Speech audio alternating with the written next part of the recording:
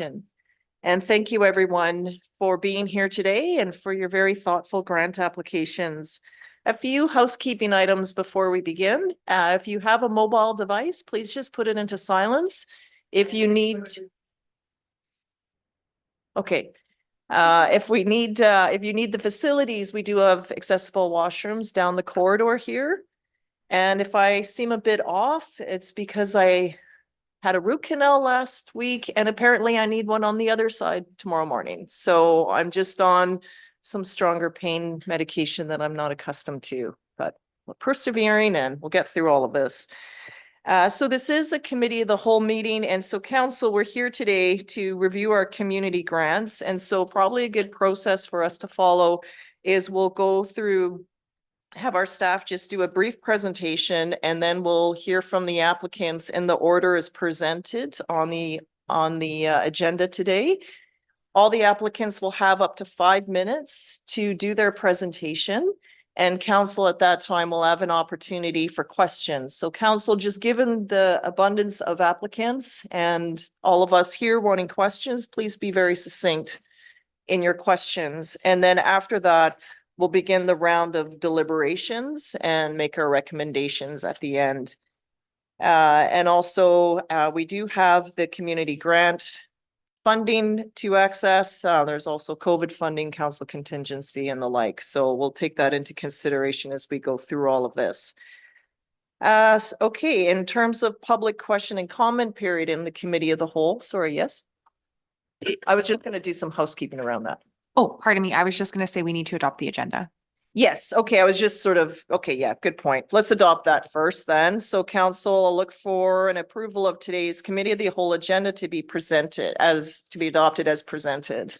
That's moved by Councillor Beddoes, and we don't require a seconder because we're in committee of the whole. All those in favor, please. And that's carried unanimous. Thank you.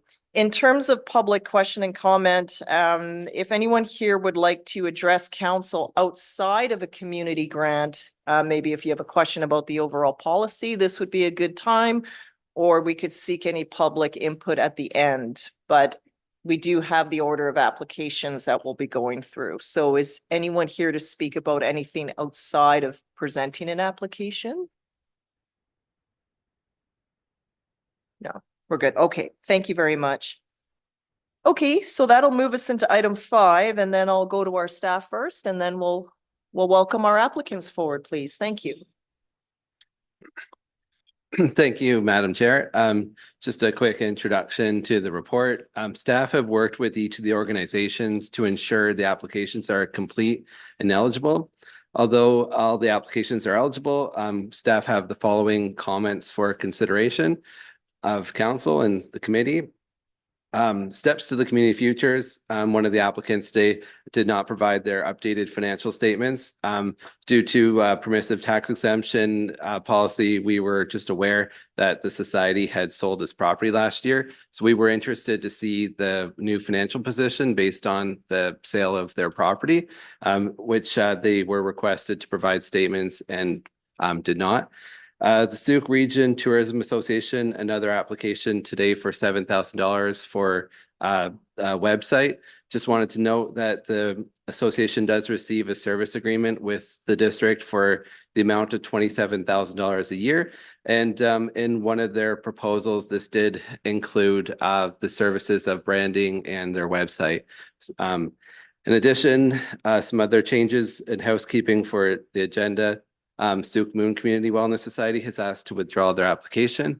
Just they have a conflict with, sounds like the event booking, and they may return for requesting a sponsorship later as they decide when to move their date to. The Friends of Sooke Park Society application, just a note from staff. Staff suggests that the scope of the environmental enhancement activities be limited to the removal of invasive species and restoration of disturbed areas, and to not include the brush, deadfall removal, pruning, or individual tree plantings. The limited scope would have less draw on staff resources at this time, as last year they received a grant for climate action, which include the scope of those services for deadfall removal, pruning, and tree planting. And it just created some conflicts with our parks initiatives that we're currently doing. Just to confirm the total amount of funding available, we have $65,000 in the community grant budget that's allocated in the 2024 budget. And we do have COVID restart funds available that have not been allocated in the current budget. And that total amount is $66,000. So we have the COVID restart fund allocated for 550,000 approximately to the Lot A fund. And we've left 66,000 just as for it's unallocated in the budget at this time. So I guess I will pass this over to each of the community associations for their presentations, and I'm happy to answer any questions as they come up throughout the presentations. Thank you very much, Mr. Curry. Does any member of council have questions of our deputy? Go ahead, Councillor Bateman. Yeah, so looking, I'm interested in item 1B of the eligibility criteria, and that refers to community grants may be awarded for any capital or operational expenses except for travel costs, salaries, and benefits. So salaries, as we've discussed in the past, does that include honorariums or instructor fees? I would, I guess, lean back to council for if you would consider an honorarium to be salary or not. I think it's going to be subjective. I think that honorariums are, it's not a salaried employee, so it's not an ongoing cost, and an honorarium could be considered paying a speaker at an event. So I guess it's going to be dependent on the application. If it's an honorarium to pay a consultant or an expert in a field to come in and speak, it's not an ongoing cost, so wouldn't consider it as a salary or in that same category. Okay, thank you for that. And then there's the criteria also states there must be more than one funding source aside from the district. Correct? That's correct. Yeah. Okay. And you've allowed at least one, to my knowledge, application through that has no other funding source.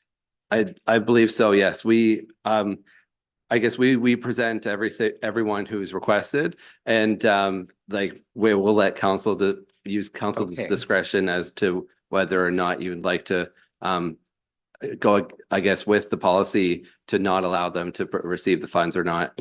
Okay, thank you. Other questions for our staff at this time? No, okay. Thank you. Then we'll get rolling here. So the first presentation, our first application would be from the Sooke Country Market.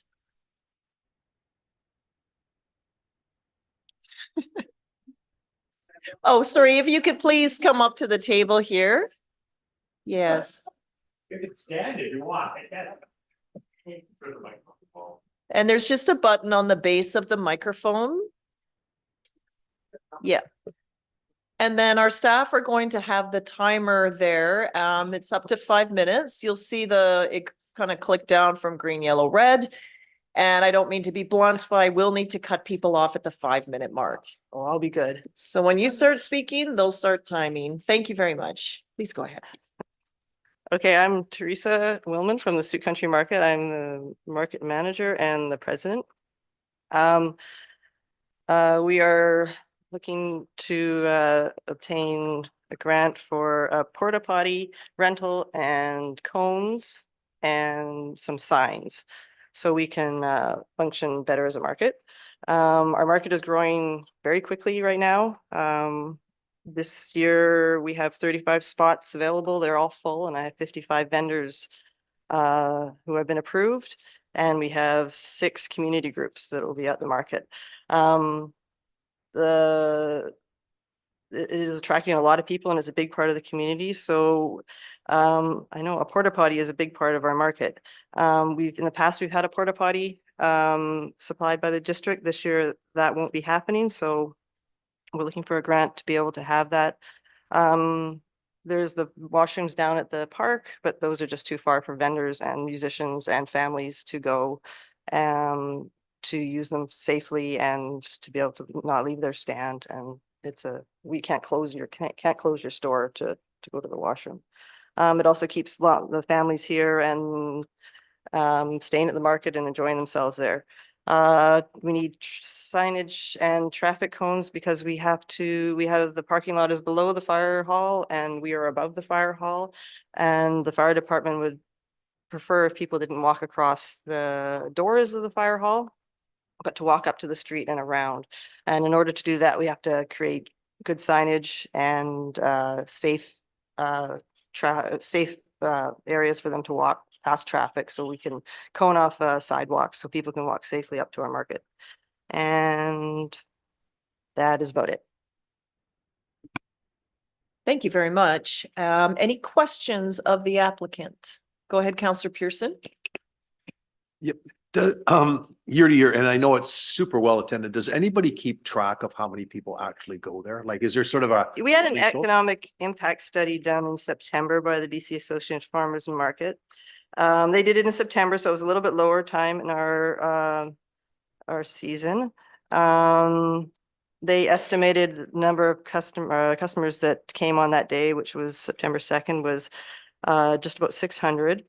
And that was probably one of our, probably about 50% of what we usually get. They approximated our the benefit of the Sooke Country Market on the local economy was probably about $666,000 annually. About 25% of the participants are tourists to Sooke, and probably about on that day, 60% of the people were regulars who come there every week. So it's well attended, and it's growing like ridiculously, like too fast. Excellent. Thank you. Great answer. Anything else from any member of council? Go ahead, Councillor Bateman. So I think the district has some sandwich boards. Is it possible you could connect with our communications coordinator and? Yeah, we just need to be able to print something up that we can put on there that says, go this way. Right, and that's all that's required. Pretty much, we're just Yeah. trying to get people to not to interfere with the Yes. fire hall, which is Yeah, I know because that. the path comes up here, like it Yeah. comes up to this building, and then they just Yeah. go across. So You yeah, might be able to save some money by Totally, connecting with yes. Christine. totally. Okay. Anything else from members of council? Okay, well, thank you very much for your very succinct presentation and time with us today. Can I just? Okay, yeah, maybe you could leave it on. So that was our first one. Thank you for the Sooke Country Market. Next up would be the Southern Vancouver Island Farmers Institute Community.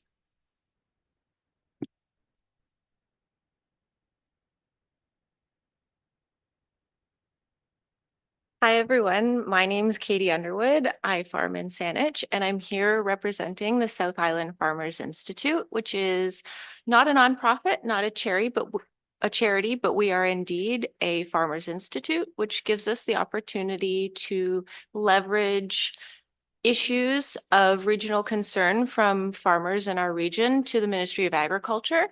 And we established ourselves, it'll be 1 year ago tomorrow. And so far we have 80 members in our group, and we reignited the Farmer to Farmer Conference Week in Central Saanich last February, and we're wanting to make it an annual event. And so we're requesting $500 from Sooke in order to help increase Sooke farmers. As we just heard, there's a lot of people growing and making and baking out in Sooke. And so what we like to do as part of our Farmer to Farmer Conference Week is that we have one conference day, typically at the Saanich Fairgrounds, and then the rest of the week we have field days all across the region. And we understand that we have some pretty incredible farmers out in Sooke and would really like to be able to get people from North Saanich out to Sooke and people from Sooke out to North Saanich, and just make that week really robust, connect farmers who are maybe a little bit newer, like myself, to more established farmers, break down those barriers, get people connecting, talking, and then really ultimately increasing the economics of food production on the South Island, increasing our food security, and ultimately just really growing more food, because our region is so robust. It's fantastic to be able to grow here. So we're just, really excited to engage with a lot of really unique producers out in Sooke and get people connected. And I'm happy to answer any questions. Thank you very much. Councillor Beddoes. Are you hosting an event in Sooke then? I understand that? We'd really like to, yes, there's a, Like to, or are you? So, well, so there's a young woman named Amber and she runs Brass Bell Farm out in East Sooke. okay. And she does a fantastic job rotational grazing on leased land. And so she incorporates animals. She does a lot of fantastic work with livestock. And so we know for a matter of fact, we'd really like to engage with her. There's also a gentleman who has implemented solar on his farm. He's also in Sooke, and we'd really like to be able to bring our members to see what he's doing on his farm as well. So we've got a pretty good idea of what we'd like to do, and it's just a matter of funding to be Yeah, able to okay, achieve that. understood. Okay, thank you very much. Other counselors have questions? Go ahead, Counselor I'll Bateman. make it quick. Thanks for presenting. Are you aware of our Sooke Region Food Chi organization? We are. Yes, and Yes. you know that we have a food policy coordinator here in Sooke, Danny Stancer, for Okay. another couple of months. I don't know, Danny's not in the room yet, but yeah, so please check in with those people. Lovely. Okay. Thank you very much for your time. Thank you very much for Have a your nice afternoon. application. Great. Next up will be the Sooke Bike Club. And I'm just going to ask members of council, do any of you have a conflict of interest at any time that you're going to step out of the room for? We have quorum, I mean, regardless, but so you don't all leave. So which item would that be? Okay. Just a second. Okay.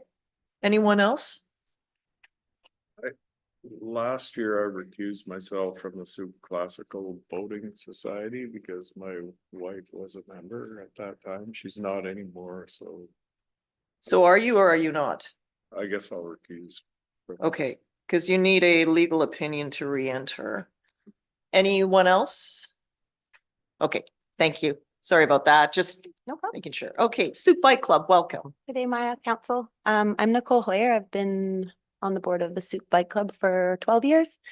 In that time, we've seen a lot of growth in the sport, a lot of enhancement of the trail systems at Harborview. And it's just a really exciting time. Lots more people driving out to Sooke to bike. And we're about to host our second annual enduro race next weekend. So we have 200 racers coming out to enjoy the area, and they'll be dining at the restaurants and filling up their Airbnbs. So it's really good for the tourism aspect. What we are asking money for today, a couple things. We have put in thousands of hours in the trails in the last few years, and we just go through tools like no tomorrow. So some of the money we'd like to allocate for new fan rakes, buckets, picks, just stuff to keep those trails safe for everyone to ride on and maintained for the race and all the riders that come out. The trails are in good shape. People want to keep coming. So yeah, our tool budget is about $1,500. We have a home hardware list, local business. We will get our tools there. Also a quote for some caution signs for trail builder safety, and also some of the trails aren't designated for hiking. So we just want to make sure that the signs are up to date and that visible for everyone for safety purposes. We're also asking for a canopy or tent for our events and our trail days. If it's raining, the guys like to hang out and have lunch, so putting up some sort of shelter for them. And the other thing we'd like to focus on this year, which we haven't done before, is a youth bike safety course for getting youngsters more comfortable on bikes, maybe hosting it at Sea Park, paying a local instructor to come out and just teach kids some basic bike skills for the trails. But I think more importantly, to feel safe riding to school. I think if parents had their kids engaged in sort of a bike safety course where they learned road safety and just being more comfortable on the bike, then there'd be more initiative to ride to school and ride around to their buddies instead of driving everywhere or getting their parents to drive them everywhere. And yeah, if there's anything left, we'd like to put it toward the kids' bike fund and donate a bike to a youth in town that's in need. And that covers my stuff for today. Thank you very much. Questions from counselors? Go ahead, Counselor Pearson, then Beddoes. Thank you for your presentation. Actually increasingly important that we do have road safety mixed into this. So you're hosting an enduro event Where and when is that? It's next Sunday or this Sunday, the 21st at Harborview. At Harbor There'll be View? a big article in the newspaper on Wednesday, just Oh, okay. alerting the public about traffic there and maybe avoiding the park that day if you're wanting a quiet hike, because it's going to be a busy day, but it was a really big success last year. Okay, thank Yeah. you. Counselor Beddoes? Yeah, thank you very much for your presentation. I'm just a little confused because you've listed in your budget expenses and income, and the only income you show is us. Oh, okay. Do we not give you a financial statement? I only look at what's in front. I haven't checked the financial statement. So Okay. this is just for this specific project Yes, then? yes. Okay, all right. so Yes, that's- sorry, I'm actually stepping in for the person that was supposed to be That's doing fine. this today. He's having a family emergency. Yeah, We do have, well, the race brings in a good money for us. Actually, we made 10,000 last year from that alone. And so we do have a couple other income sources that we host movie nights at the high school sometimes and things with raffle tickets and stuff like thank that. you for clarifying that. The other thing, of course, in your ask here, you've got professional instructor fees and prizes. I'm not sure how that breaks down, and we have a policy of not paying wages. So you're asking for 7,000 and yet you're going to pay some wages out of that. So Yeah, that might present a bit of a problem. I We'll didn't, deliberate that. but I didn't realize that. And honestly, like between the tools and the signs and the tent and the Right. bike and just engaging youth, we can personally afford to pay an instructor or perhaps find someone to volunteer. Okay, what I like about that is the flexibility that. you Yeah, saw that. yeah, we're I relying on appreciate it. that answer. Thank you very much. Yes. Anything else, Counselor Bateman? Okay, thanks for the presentation. Now, Capital Bike comes out here and does trainings for grades 4 and 5 students at Sooke Elementary and Poirier. So your youth training program, what age group are you targeting? And I was thinking more high school, like the high schools are about to, I mean, the Royal Bay High has a mountain bike club already. Ah. I think Sooke is following shortly behind. But I think that age group should be, they're old enough to be safer on a bike. Like I'd kind of like to target the middle school and high school kids to get out on bikes and get them active and feeling comfortable. good, Yeah. that fits well with that program then. And your tent for this coming weekend, how are you going to manage that? We're borrowing tents. Okay, Yeah, we've got a bunch of people, but it would be nice to have our own that had a big like Sooke Bike Club logo on Yes. it that we can put out for our events that we do. okay, Yeah. thank you. Thanks. And I'll just share that the one that occurs at the school is more about learning how to ride a bike. And so once you kind of get that, you can move into mountain biking. So a little bit of a different use. Still bike safe. Bike safety, yeah. Yes. Wonderful. Thank you. Thank you very much. Thank you for your time. Okay, next up is Rock Chops.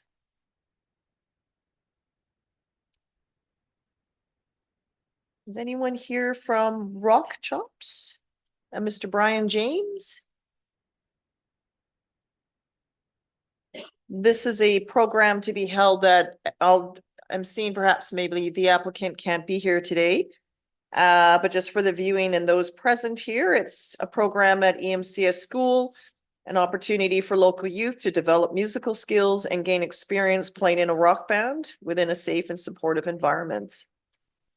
With a funding ask of about $1,300, and it would be based on a summer camp initiative that occurred last year. Okay, so we'll move on to the next one, please, which is the Victoria Brain Injury Society.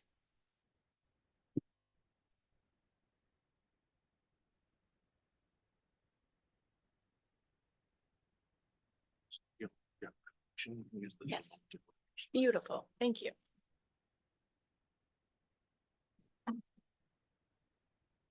Right. Hello, everyone. My name is Lauren Kronk, and I am the Intake and Youth Program Coordinator with the Victoria Brain Injury Society. And I have this presentation up here as well that I'll be clicking through. So as an organization, we are asking for $5,000 to fund program costs for our SHINE program. So SHINE stands for Student Head Injury Neuroeducation. That can sound like a mouthful, but I like to think of it as shining a light on brain injury. All right, so Victoria Brain Injury Society, who we are a nonprofit in Victoria's downtown. We offer support, advocacy, education, and community engagement for brain injury survivors as well as their families. So the program specifically that we're asking for funding for is SHINE, as I said. And that focuses on community education, community engagement, sports and recreation, as well as public safety.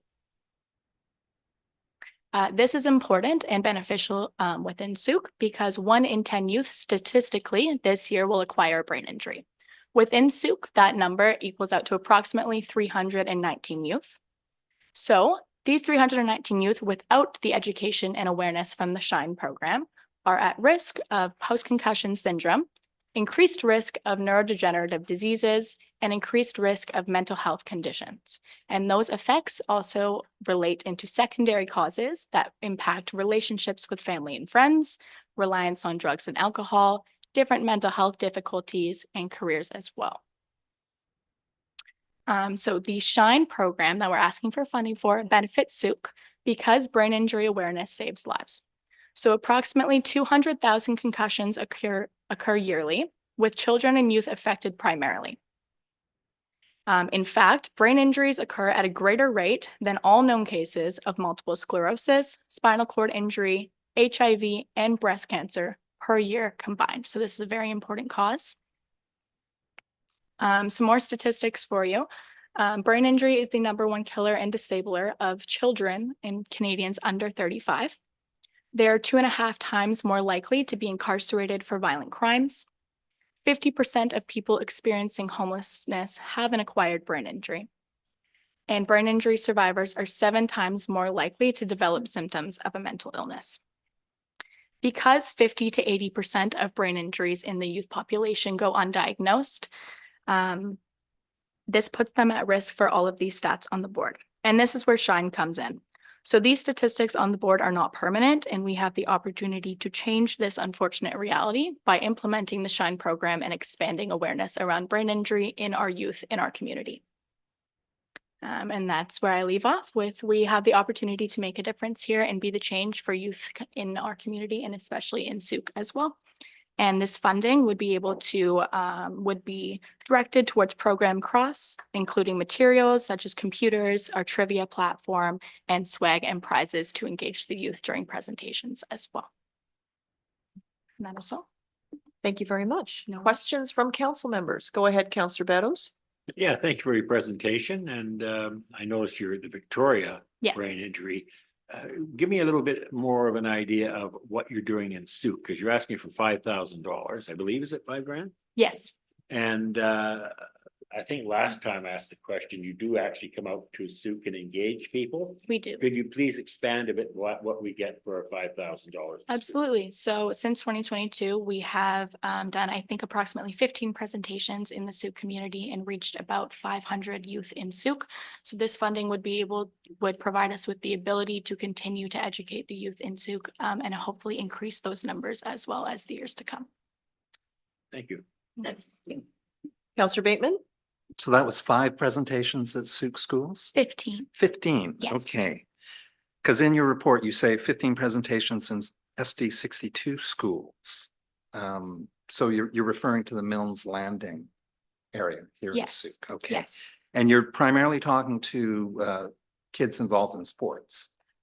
Kids involved, kids in general, actually. Yeah. So we can go into middle schools and high schools. So we do make the connection with sports as well. So we go into sports academies, summer camps, things like that, but also just all youth in the community that are in public schools. Okay. Well, thanks for your work. Just yesterday at the AVIC conference, City of Victoria motion calling for a national strategy for brain awareness Yes. passed unanimously. So Yes. people are understanding the Absolutely. work now. Awesome. Thank you. Thank you very much. Yep, go ahead, Councillor Beddoes. I have an instructor or something come out. Are they paid? Are they paid employees or they're volunteers? I am the instructor. You are. And I am a paid And you're a employee. staff member paid? I am. Okay, thank Yes. Thank you. Anything else from council members? Okay, thank you very much. Thank you. Next, we'll welcome up the Sooke Horseshoe Pitching Association, please. Is anyone here from the Sooke Horseshoe Pitching Association? Not seeing anyone, so in this case, it was Terry Roberts as the applicant. Request for 7,000. And they are looking for shelters over the pitches to allow for all weather. Counselor Beddoes? Yeah, I was looking through this. I'm a little confused because what they list is sort of the same thing as that they were doing last year. And, you know, they were doing a lot of build out. And I think a lot of these things are complete. I don't know. The pitches have been built out themselves. This is to cover the pitches. That's correct, but have they've done a lot of work down there, so I would need an explanation from them before I'd be willing, personally, feeling comfortable about making some of that money available. Okay, well, we'll return to that when we hit deliberations. Thank you. Sure. Through you to staff, how much lead time did our applicants get to appear today? Approximately a week, I believe. We let everybody know just a week ago. It's the timing for grants for us is a tough one because we go from budget to year end to audit, and then community grants are right in the middle of all that. Yeah. But yeah, it was approximately a week ago. Okay, I thank could- you. Okay, thank you. We'll move on then to item 7, which is the Sheringham Point Lighthouse Preservation Society. Welcome.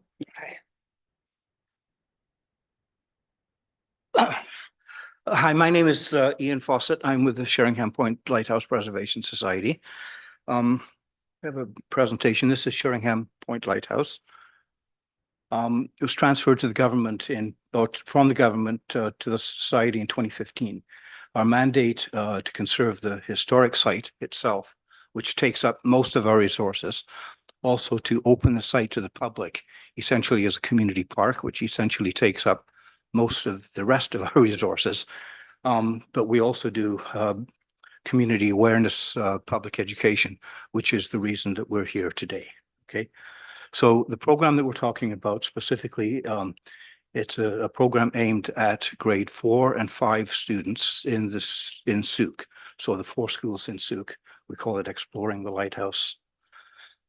We've been doing this program for a few years now. We did it for 3 years back starting in 2017 with 2 schools and 4 classes. We stepped it down for 3 years during the pandemic and then started up again last year with your help, and thank you for that. And we expanded to 3 schools and 11 classes. This year we've expanded again, and we're now covering all 4 schools in the Sooke area with 13 classes this year. The program itself it exposes kids to their own history, to their own community, their own heritage. And it's done in a real way, the things you can touch and feel and see and smell. And so it makes their history real. And so what we do is we start in the classroom. We talk to the kids about the history of the lighthouse, about the relationship to the community. And we also talk to them about what we're doing to conserve the site. And then we all jump in the bus, head out to the site for a morning. And while we're out there, we break into 2 groups. My partner, who is an author and a writer, talks to the kids about storytelling and how to write a good and compelling story. And the other group gets, these are cameras, not phones. So they all get a camera and they explore the site, take photographs of what captures their attention and their imagination. And then we head on back to the classroom. The kids sort through their photographs and they all pick out their favorite photograph. And then over the next few weeks, they write a story about a lighthouse. And that writing project is part of the curriculum of the school. So they write a story about a lighthouse. When it's all finished, we take their selected stories and, the selected photographs and the stories, and we compile them all together into an online book for each class, okay, which they can then take home, show their parents, show their grandparents, their aunts and uncles, family, friends, and everybody else. This is what the book looks like, just very quickly. A few pages at the front that are sort of generic pages that talk about the program, targeted really towards parents and those who want to actually know more about the program in detail. And then anywhere from 2 to 6 or 7 or 8 pages for each of the children with their story and their their photograph and sometimes some pictures as well that they draw. So that's essentially the program that we're looking for. It's essentially the same as last year. So just to wrap up, the kids can wrap this up better than I can with just some pictures from the last couple of years.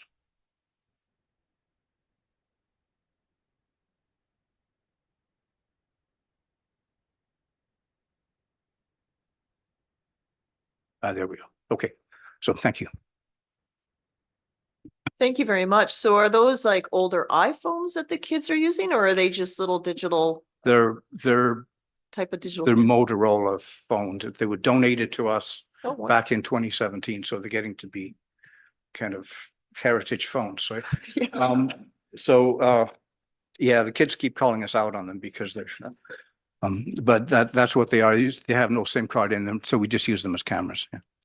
Yeah, it's a great way to use a product in a way, Yeah. but also to incorporate technology into our natural spaces and how you can They use were them. donated to us by TELUS, so just for the connection. That's great. Kudos, right? Keep them on a landfill.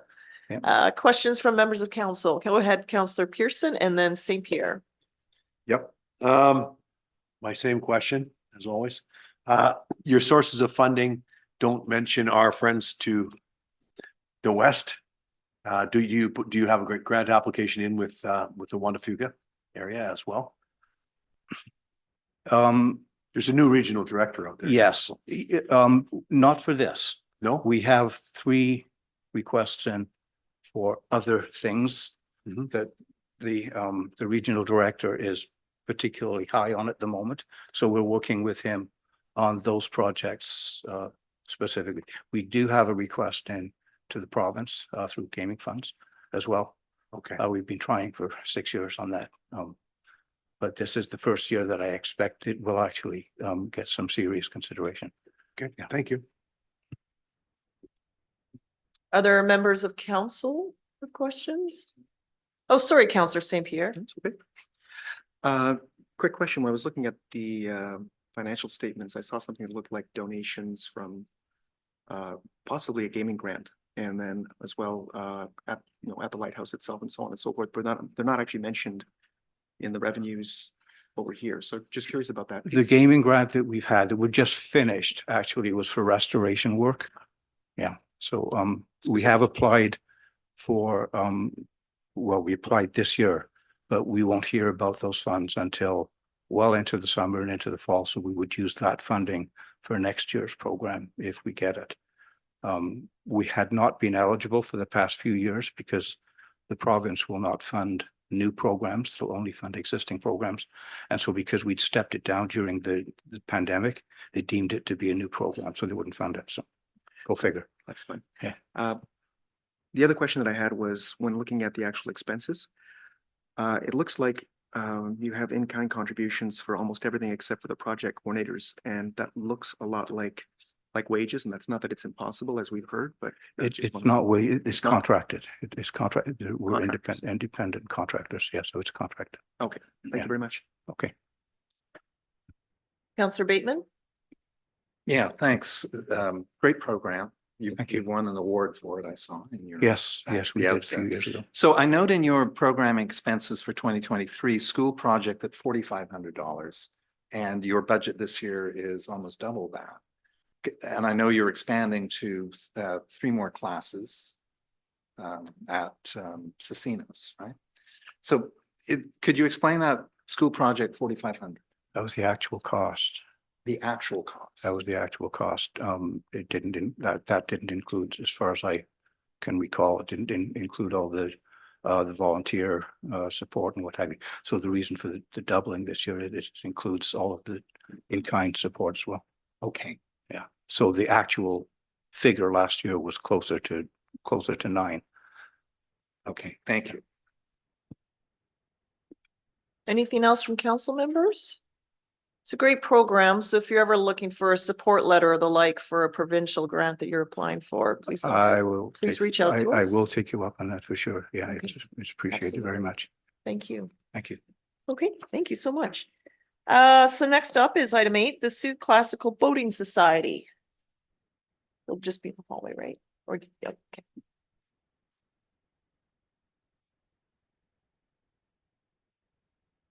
Good afternoon.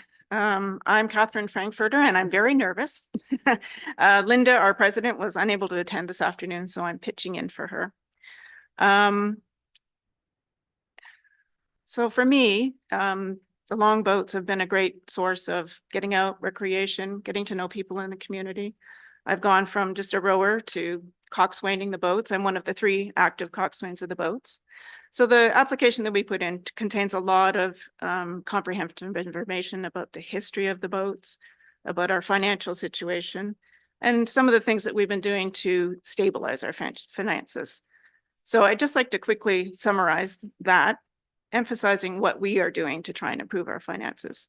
So first, the bicentennial of the Spanish landing at Whiffenspit with their longboats was celebrated in 1989 and included the building of 2 replica longboats by the Edward Milne Community School, involved many students and community members under the guidance of 2 shipwrights.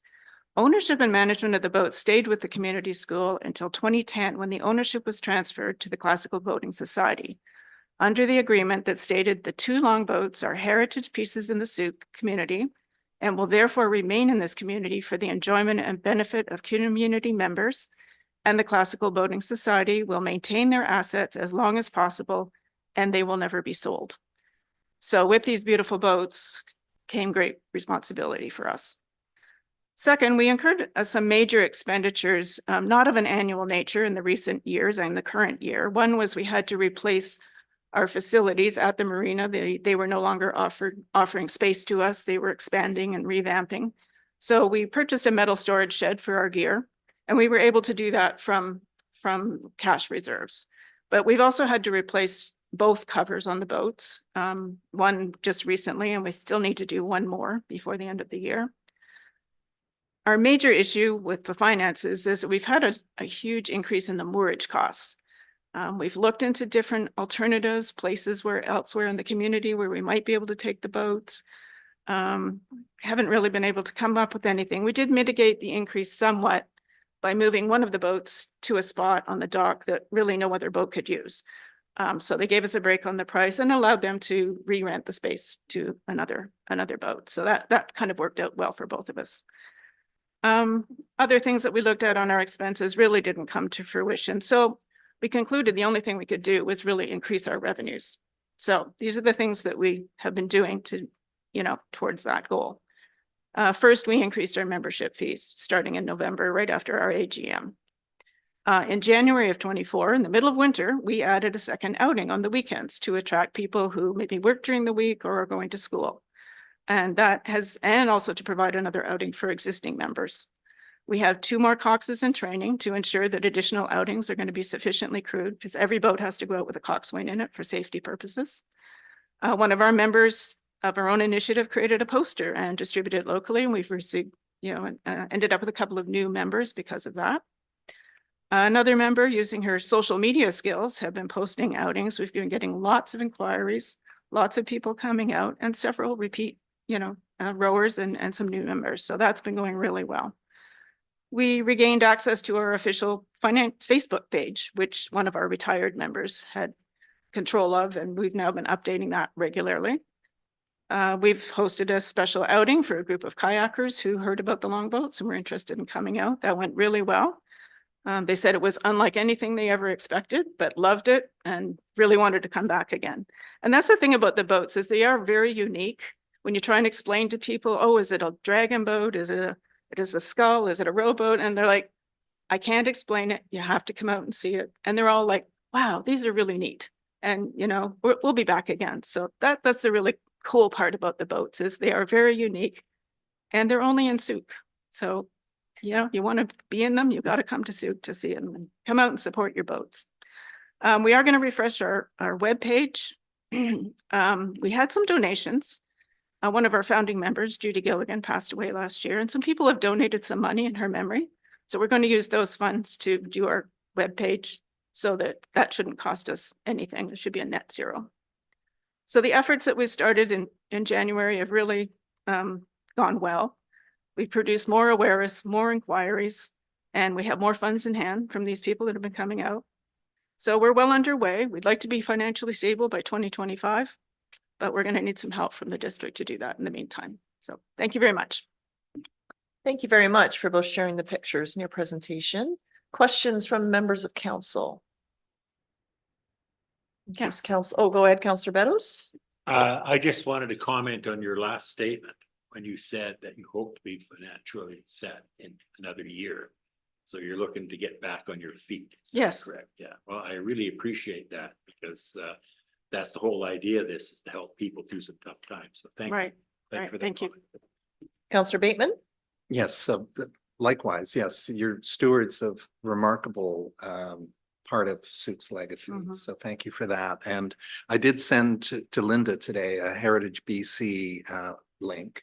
There's a whole stream of potential grants that you might. Yes, she start mentioned looking that. at. Yeah, that's great. Okay, Great, so. yeah. We will definitely, we did look into some other grants and not everything fits us. We looked at gaming grants and just, we're just not quite a fit Mm. for some of the grant Mhm. applications. So we just decided to take matters into our own hands. Get more people out on those boats. Thank you for that.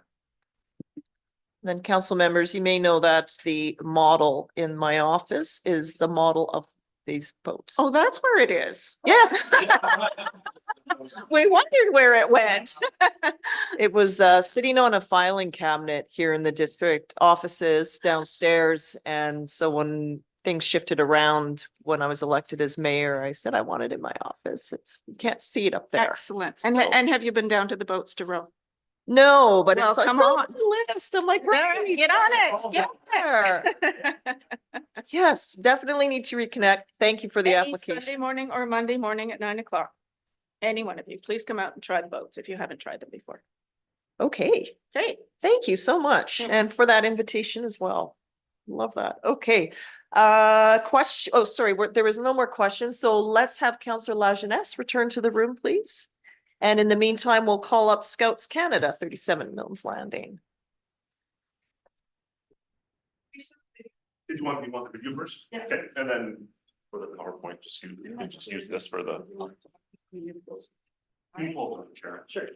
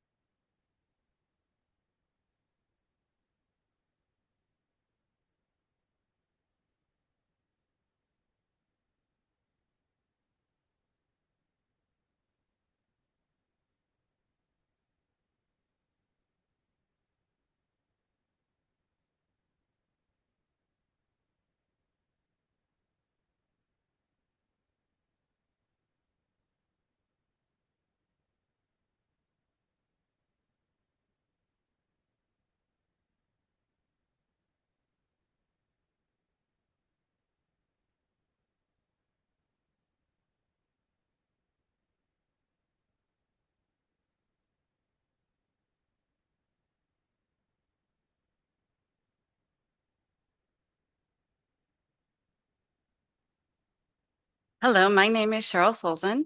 I am the group commissioner for 37th Milnes Landing. We've been around in Sooke for about 5.5 years. I have a bachelor's degree in youth leadership, and I feel that one of the healthiest things that we can do for our youth is to offer healthy recreation. It increases their mental ability. It helps their mental health, their physical health. Helps their social skills, and it even helps them do better academically. The mission of Scouts Canada is to help develop well-rounded youth better prepared for success in the world. We believe that by offering a high adventure program where youth can plan the program and work together, we can give the youth a sense of community and help them feel accomplished and successful. Helping youth feel accomplished can make them more capable and confident and able to challenge themselves and achieve more now and into adulthood. We're asking for money to increase our program. We want to become more high adventure. We have been able to offer the program. The kids have essentially earned all of their own money through bottle drives for the programming that we have. And pre-COVID, we had about 15 youth. We're just a small group. We're not for Sooke. We don't have hundreds. We just do scouts and venturers, which is the 11 to 18-year-olds. We will have a rowers group next year as some of our venturers move up, but we right now are small and we want to do a recruitment campaign, but we want to have the program to offer the youth when we get into that recruitment. We're going to use this video for that recruitment campaign through social media. I also have posters. We're thinking of having booths places, but we want to be able to increase our program. And right now what we feel we need to be able to give that high adventure that we want is we need funding for training for first aid. And we have to have, 2 of our leaders have to have, what's it called? Wilderness first aid, which is expensive if we want to go out and actually do some, go out in the middle of nowhere and teach the kids how to survive. We have to have that. We don't have the money for that. And we want more equipment. We want some tents and some sleeping bags so they can be safe when we go out there. So that's what we're asking the money for. And here's my. You said everything I was going to say. So I don't think I really need to add much. We just want to get the kids out into the beautiful Sooke area. There's some wonderful things here. Mount Quimper and West Coast Trail and on and on. There's so much. But to safely access those places, you really need good quality equipment. We have an InReach GPS that we're paying for. It's we're not asking for that as part of our grant. But I think it's really important that we scout out the trails before we take the kids out there, that we have the right type of equipment, we have the right type of safety, we have the right type of training. And really, this is the application we've made will help us to accomplish that. So really hoping we can up our program. And, we are pretty high adventure already. You saw from the videos, the fun things we do, and we just want to make it even better. So hopefully that will fit with the community's needs. Excellent. Thank you. Just a question. Can you share a bit the difference then between First Scouts and 37 Mills Landing? Well, we started they asked us to start 37th Mills Landing because they wanted a smaller group for kids who had special needs and abilities and maybe didn't want to be a part of a huge group. So that's we're Scouts Canada. We offer the same program. I mean, every group that you're going to find is going to have their own traditions and things that they do. So, but within Scouts Canada, we're the same organization as First Sooke. We're just a little bit smaller and we can be a little bit more specialized and we can focus on the youth that we have and their needs a little bit better. Are the age groups the same then? Well, Scouts goes from 11 to 15 and then Ventures is 15 to 18 and Rovers is 18 to 26. And then there's Cubs and Beavers and we don't do those. We don't. First Sooke does. Because we want to do more high adventure stuff. Okay. Are you you're still part of like the Jamboree and everything? Oh, yeah. Yeah. Okay. We're sending 4 volunteers to Jamboree that's in the budget to the Jamboree this summer. Yeah. So part of what we asked for was training, including first aid. It allows the older scouts to get the first aid training. It gives them better opportunities to volunteer. So that's part of why we had that also. Along with the food safe gives them the training that they need so that they can. Ammon is going to be doing a King Venture project where he wants to be able to offer food for people that don't have it and needs food safe for that. And that's the other part of that application. Okay, fantastic. Go ahead, Councillor Beddoes.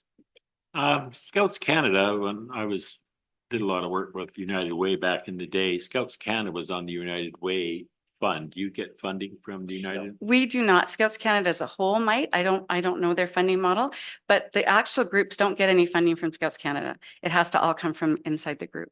The kids pay a registration fee, and I'm not sure exactly how Scouts Canada is funded, but each individual group gets no funding from Scouts Canada.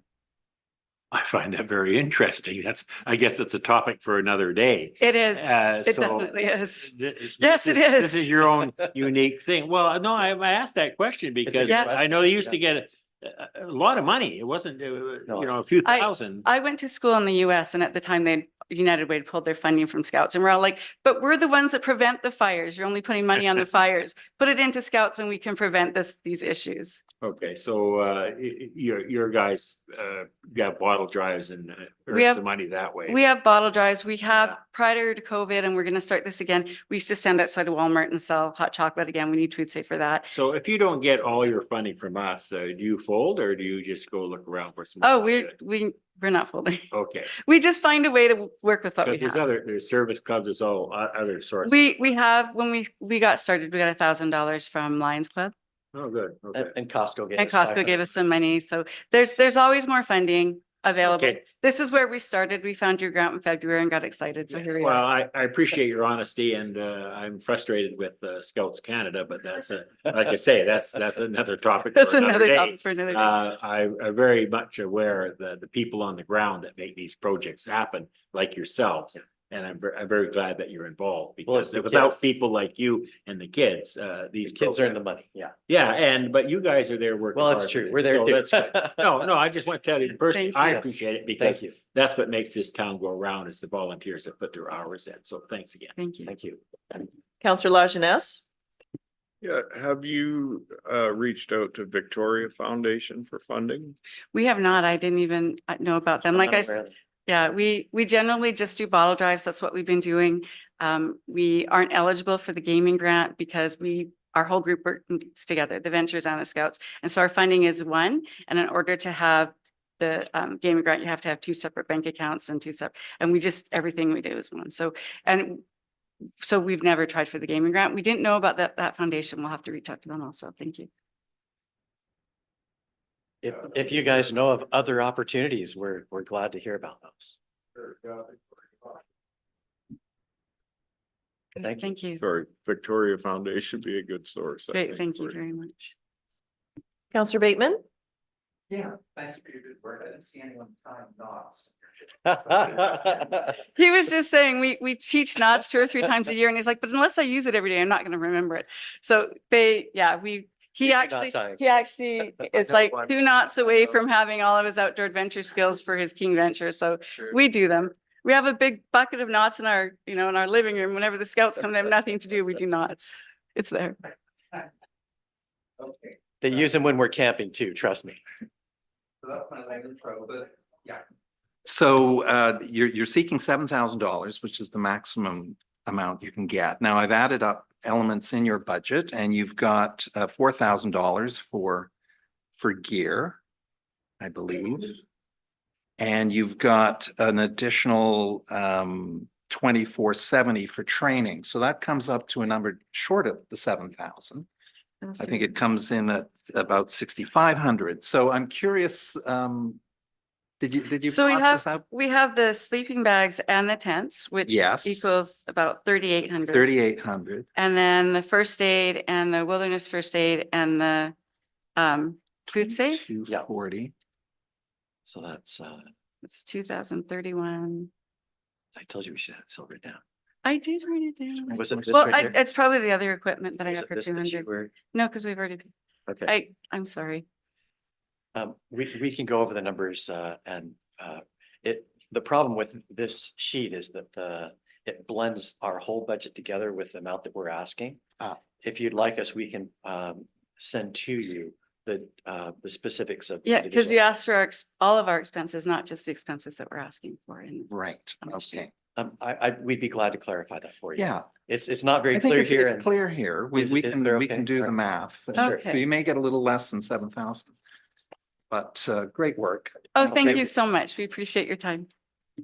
Thank you. I'll just share that I'm an honorary scout with the Scout One. Oh. Would So you like that's to what- join our group as a scout?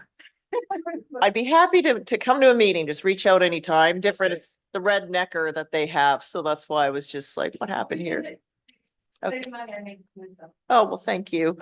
And also having been to the Jamboree twice now, it's probably one of the most inspiring sights that I've seen is just to have all those young people gathering and sharing and enjoying and learning together. It's absolutely, it's overwhelming to see. So The thank first you so jamboree, much. we just started and we missed the deadline. We couldn't even apply, but we Oh. are participating in this one that's coming up. So It's wonderful. And there was also a story, the last time they were there, it started to rain and the Philharmonic had to quickly move from outdoors to indoors. And there was some local troops within the community, and then they all pitched in. They helped with the instruments and the chairs and the setup and everything. And then they stayed for a bit of the performance. So That's wonderful. just out of nowhere, all these helping hands came. So it's pretty cool. Thank you very much. Sooke Community Jazz Band.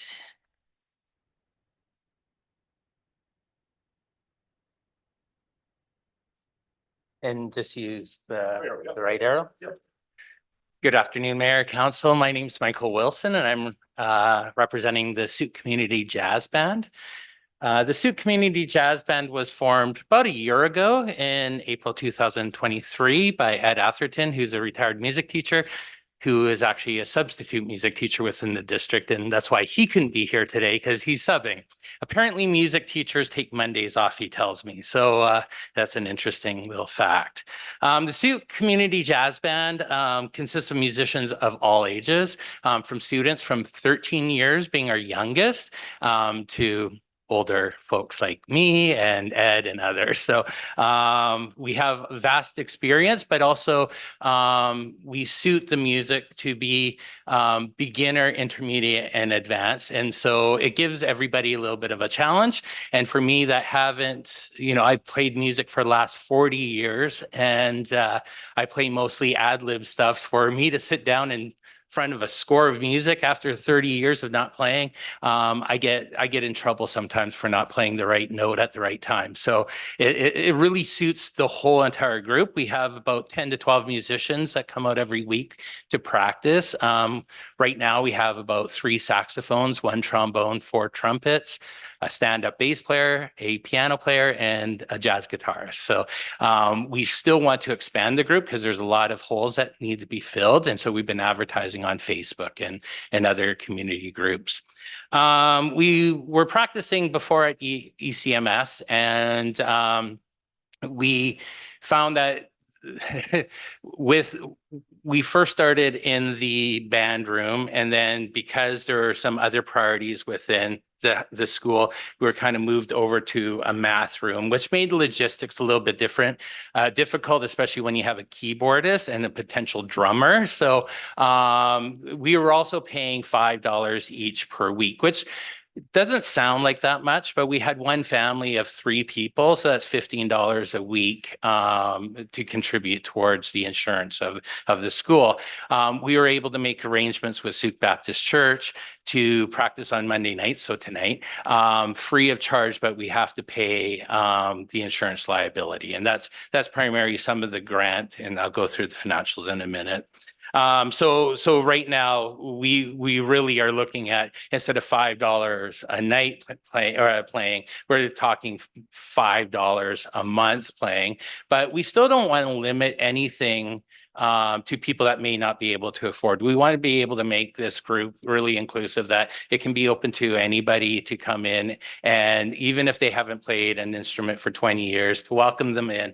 And really, it's really a like-minded group, and we have a great time just doing the practicing. So what we want to get out of this group as well is to give back to the community and do community functions. There's so many community events that we could be open to play at, like anything to do in a park or any other events. I have a little jazz combo to the side, which has most of the members, and our group's played at 4 different fundraisers, as well as Air Manor at Christmas time. So the Sooke community is very arts focused, and there are a lot of opportunities for us to contribute our talents to in a celebration. So when I take a look at our financial asks, flip it there. 550 is to the liability insurance of having to be at Sooke Baptist Church. And then we're looking at 1,965 total for new music. So the music we have right now are old high school books that were kind of borrowed, and other music that's temporarily borrowed from another group in Victoria. So we want to start building up a library, and Ed has a really good background in forming these groups and building. Before he came to Sooke, he was in the Okanagan area, and him and his wife started up a community jazz band up there, and it's just grown, and it's still in existence today. So we want to be able to build up a decent musical library. Some of the music we're practicing on is pretty chintzy right now, but we're doing our best with it. And then we have banking fees of $180. So a total ask is just under $2,700. I have a clip of 25 seconds of the band. There we go.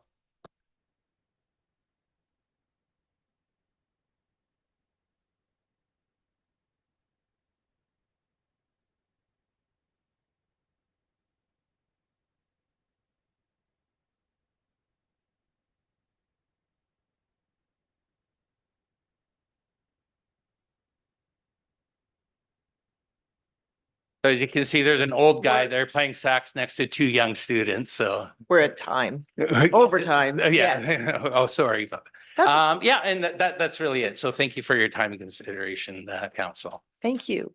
Questions from council members? Councillor Bateman. I didn't even raise my hand. I just, Get a call here. The look on my face. Okay, I'm curious. I understand your need for equity and not charging any membership fees. Yes. However, in my experience, the pay what you can scale is always a useful way because I think we're seeing more means testing happening with government programs, et cetera. So there may be members in your midst who could ante up and you would have a secondary source of revenue on your application. And of course, there's bottle drives and all those good things. But Yeah, I think what had started when the group started, and this was just before I joined, we were practicing at EMCS, and there wasn't a charge at that time. And I don't know if it was just a miss on the insurance side of it, but then we were told, oh no, now you're going to have to pay. And it was hard for some people in the band, but they were able to continue. But when we searched out Sooke Baptist, and I'm a member there and a key holder, there's two of us in the band that are key holders. That's the only way we could get it acceptance from their board to practice there. That allowed us to kind of lessen it. But I agree that there could be some cost, but we don't want it to be limiting that somebody comes in and says, I can't afford to play when they find out, how it is, right? So, yeah, but thank you. I understand that, yeah. Councillor Lajeunesse? Yeah, another potential source for you would be the CRD Arts Commission. Okay. And you need to be able to write a decent grant proposal. But they are going to be offering workshops on how to develop a good grant proposal. And so I would encourage you to reach out to them and find out when that's about to happen.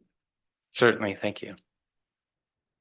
Anything else from council members? You mentioned your practice is on Monday, which is when we have council meetings.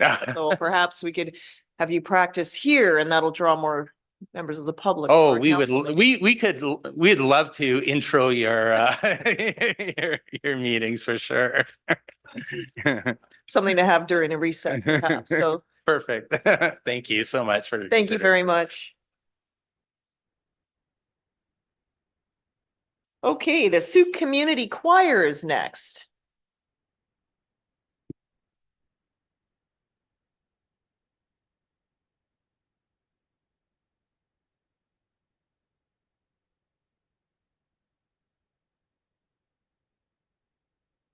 Am I supposed to push a button down here? Oh, it's on. So, okay, good, thank you. My name is Janine Clark. I've been a member of the Sooke Community Choir for over 30 years now, and we presently have 40 members from many walks of life who enjoy harmonizing together. Our choir is non-auditioned, and if someone can't afford our fees, then they can sing with us regardless. As you can see from our application, we support the Sooke community in a number of ways by singing at Remembrance Day at the Legion, doing Moss Cottage Christmas at the museum, the Santa Parade, Christmas carols at Air Manor, and the Spring Sing Out. On another note, Research indicates singing also helps people with depression and dementia to improve their emotional health and well-being. And studies have shown that students involved in instrumental and choral music achieve better grades across a variety of subjects. To that end, we organize the Sooke Spring Sing Out every year. We have sponsored the Sooke Spring Sing Out with our 4 elementary schools in Sooke since 1992 to encourage participation in choirs and to develop a joy and appreciation of choral music. It is an opportunity for the children to see that singing can be a lifelong pursuit, and they can listen to people of all ages singing together. The families go home from the event smiling and laughing. Following is an email sent from Poirier Elementary music teacher Sandra Arts. Thank you so much for hosting the annual Sooke Sing Out. It is always such a thrill for the students to have this kind of performance opportunity. What a great gathering of our community in celebration of choral singing. Your choir sounded lovely and song choices were perfect. We really appreciate all the work that goes into putting on this event. Please extend our thanks to the choir for a wonderful evening. Since our fees and concerts pay for less than half of our expenses, we sincerely hope that you will assist us with a grant. And thank you for your consideration. Thank you for the application. Questions from council members? Councillor Beddoes. Yeah, I appreciate, you have a very large budget and you're basically just asking for 10%, $2,500. I appreciate it. Very nice. Thank you. Thank you. Anything from anyone else? Okay, Okay. thank you very much. Thank you very much. Okay, next up is Take a Hike Youth Mental Health Foundation.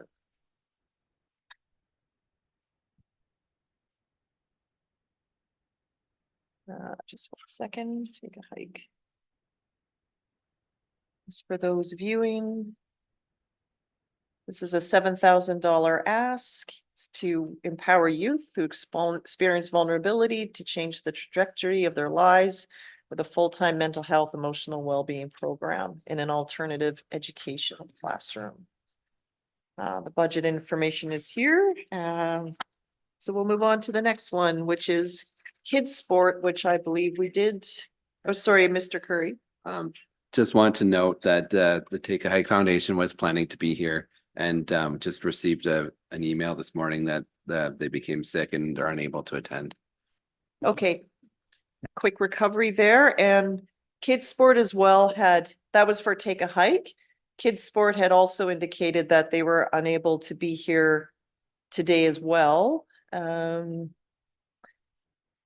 Just getting to their.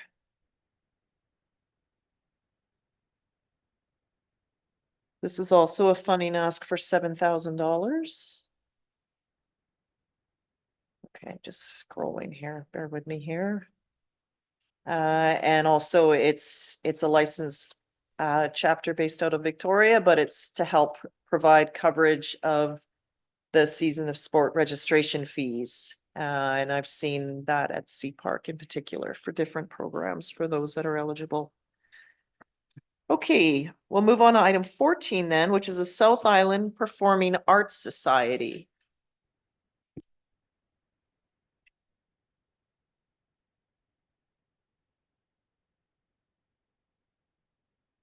Hi there, my name is Marianne and I'm here to represent the South Island Performing Arts Society.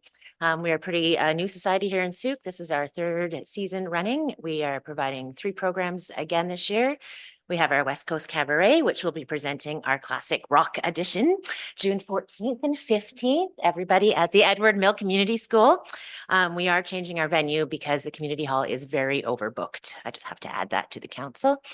We also provide a summer and art music camp for kids ages 7 and up. It was very well attended. We have usually around 20 kids. We already have 8 kids pre-registered this year from last year, and we look forward to doing that again this year. And our final program this year will be another Christmas choir. We just have a family all ages Christmas choir, and we go to Air Manor. We did the parade, and we just sang outside the grocery store. And those are our 3 programs that we hope to offer again this year. We are requesting your help again in our show. Those productions cost a lot of money. I don't know if any of you were able to attend our performance at the Chamber of Commerce Business Excellence Award last year at the high school, but we had the opportunity to perform for you all there, which was amazing. But that show cost us almost $5,000 to produce, and we received a wonderful honorarium of $500. So as you can see, sometimes these things don't always balance out. So we are requesting some help from you. We also raise money through ticket sales, liquor sales. We do fundraising events, et cetera, et cetera. So I have applied for other grants, but CRD, I just got denied. And I did notice that every one of their ones that did get a grant was from Victoria. Nothing from the West Shore or Sooke received a grant from CRD this year. Thank you. All right. Thank you very much. Questions from council members? Councillor Bateman? So welcome back for the 3rd year. I remember you coming in the 1st year with Yeah. some great plans, and you've clearly got some great traction here with events. Now, how are you going to manage next year?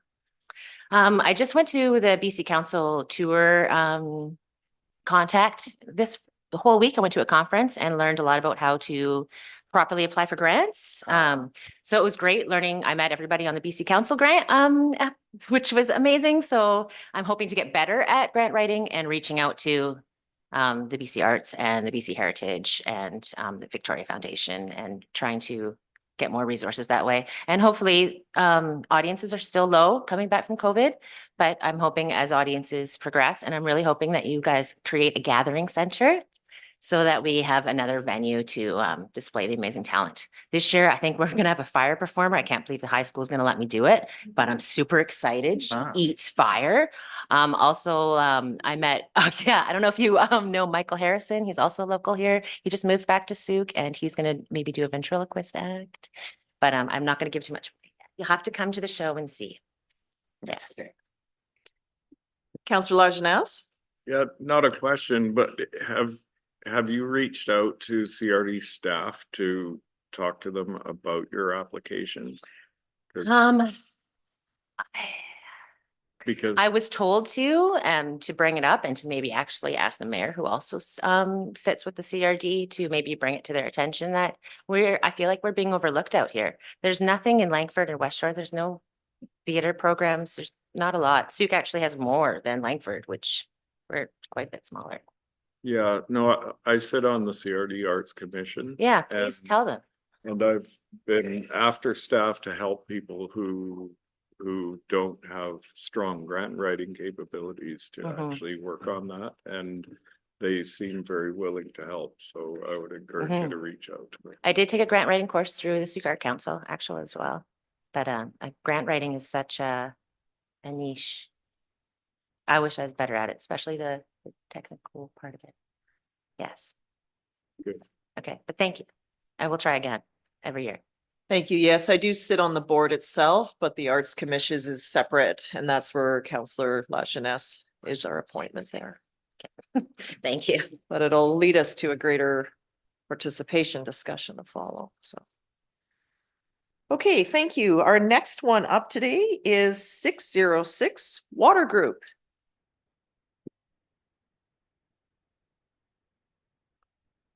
Mayor and Council, I'm Chris Moss from 606 Water Group. I've been here before, and last year we had a great year thanks to your help. We got everything that we needed. We have been out in the community. We've been handing out information. In fact, we've been handing out so much information that I think we outran what was being printed by the CRD. They have been very reticent recently to give us any more pamphlets. Hence, part of our request for putting in, we have now got a graphic artist who has joined our 606 steering group. And what she's going to do, or what we hope to do, is to have her design pamphlets and posters that are very much more Sooke-centered, i.e. referencing directly to, the watershed that runs through their neighborhood, or pictures that are being chosen from the neighborhoods. And that, I think, will be of more benefit to us.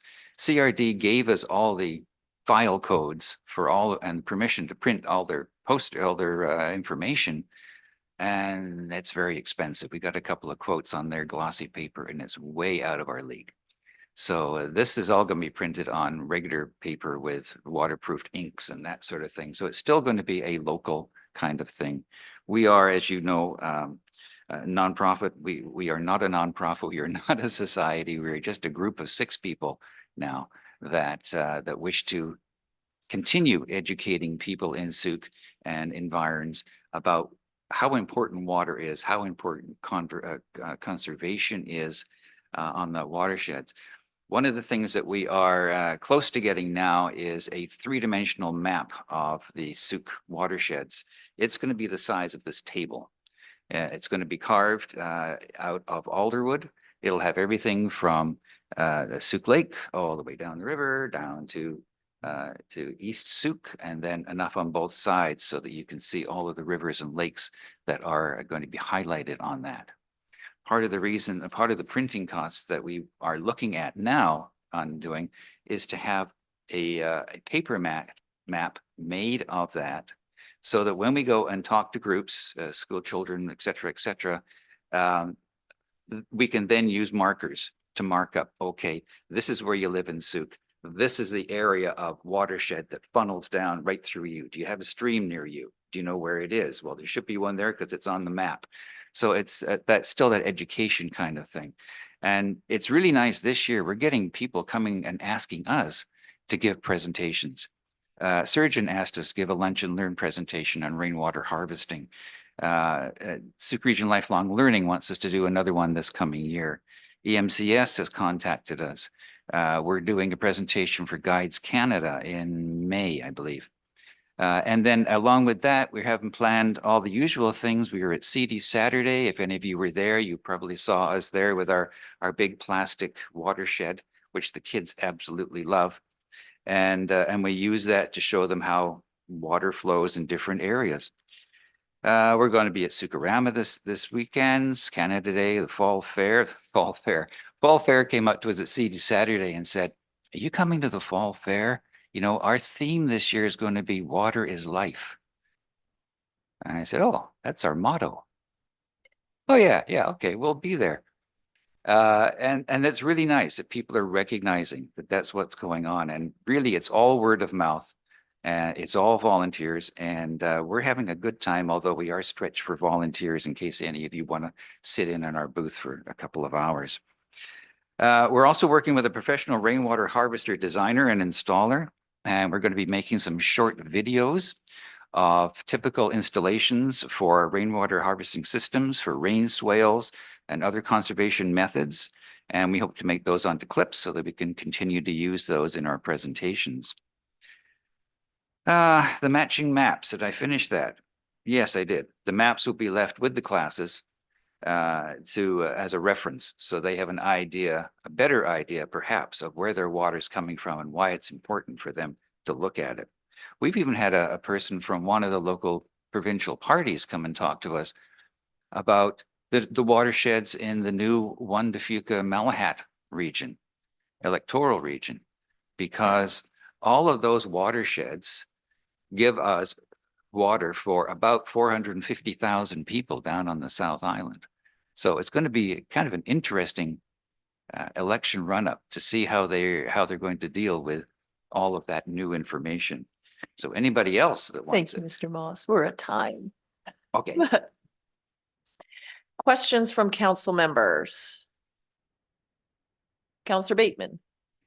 So you did receive one of our community seed grants. We right? did, We yes. did, in addition to last year's community grant. So through you to staff, I'm curious about the overlap of these two programs and whether they're entirely independent or. They are entirely independent. So like these, this would have to be a separate initiative, like applied for in the application, and separate from the action seed fund, the climate action seed funding. That's done on a different desk entirely, but we also do connect to ensure that there's neither are overlapping. All right, and you, from what I can read here, you've got 32 left from that grant. Yes, Yes. yes, because the map itself is going to be $2,000 Right. plus taxes. And the feather flag that we've ordered will be about $600 plus taxes. Okay. All right, thank you. Other questions from council members? Just a few points. If you're interested, a former elected member of council was cleaning out some things, and they gave me a very large map that shows what they felt was the underground streams through Sooke. Fabulous. So maybe if you could email me and I can look to have, it's quite large, but I could see about having it scanned and shared. You may already have this, or it may be something new. But I thought you may find that interesting. Really finding it interesting to look at. We don't have one on underground streams or anything that's been covered over. What we've been trying to do, or one of the posters we were thinking of, was uncovering streams. That is to say, daylighting streams or protecting streams from being covered over and piped underneath the underground. They're really important to keep them in the open. Yeah, so please remind me to get a copy of that to you. Will do. Touching on that, the recent Maclean's magazine did an edition of what Toronto is doing to find the lost river, I think is Mud River, and it shows where they think it runs and where it periodically bubbles up to the surface and then it disappears into the piping. And just what Toronto now is starting to do to actually open these up and to create ecosystems that follow, that go from the headwaters all the way out, and bringing in that park. It creates cooling islands and all of the environmental benefits. It's just something you might already know, but find of interest as well as your group. And Sooke has an advantage here because not all of our streams have been covered over yet. Yes. And then if you look at the cost to Toronto, I think it was $22 million to uncover that. It's a lot of money. And it's still a work in progress for sure. And so it just, that working together is to educate why the value of the ditches and what they do. And also we were successful in receiving significant grant dollars to establish a active trail network that goes over Demaumiel Creek.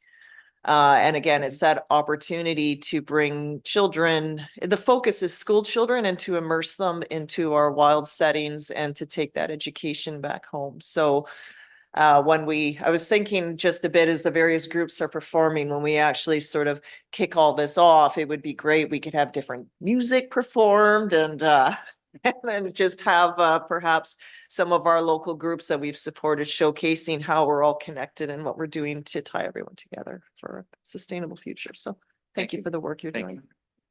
Yes. Yeah, I just wanted to note that I did write the CRD's communications director, Andy Orr, today, asking whether this is a new policy or whether you were being given special treatment here. But it sounds to me like you don't really want a lot more CRD brochures because you're creating your own, or it would replace the Yes. CRD ones, yes, and make it easier for us to print them when we need them. Yeah. Because when we ask, we don't know exactly what we're going to get. Right. Yeah. Yeah. And some we won't be printing. They have some gorgeous things on it, invasive plants and that sort of thing that we couldn't hope to duplicate. But the simple ones on how to save water in your bathroom, when you should water your lawn, et cetera. Rainwater harvesting, we know a lot about. So we would make that very specific and put in pictures, local pictures of people that have done it. Mm-hmm. Okay. Okay. Thank you, Mr. Mons. Thank you. Next up is Access West Shore Society. This is something for $224. I believe Councillor Bateman did a bit of clarity on the ask. Could you Yeah, just so maybe just, speak and we'll go to the next one? Yeah, this is the new name for the Intermunicipal Advisory Committee on Disability Issues, which we added as a line item. And I think Ms. Essery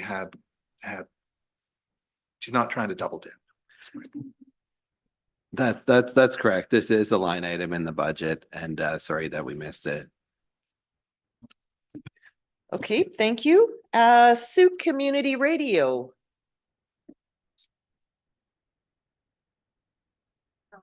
We did print out a copy of our slide in case anybody wants to flip through.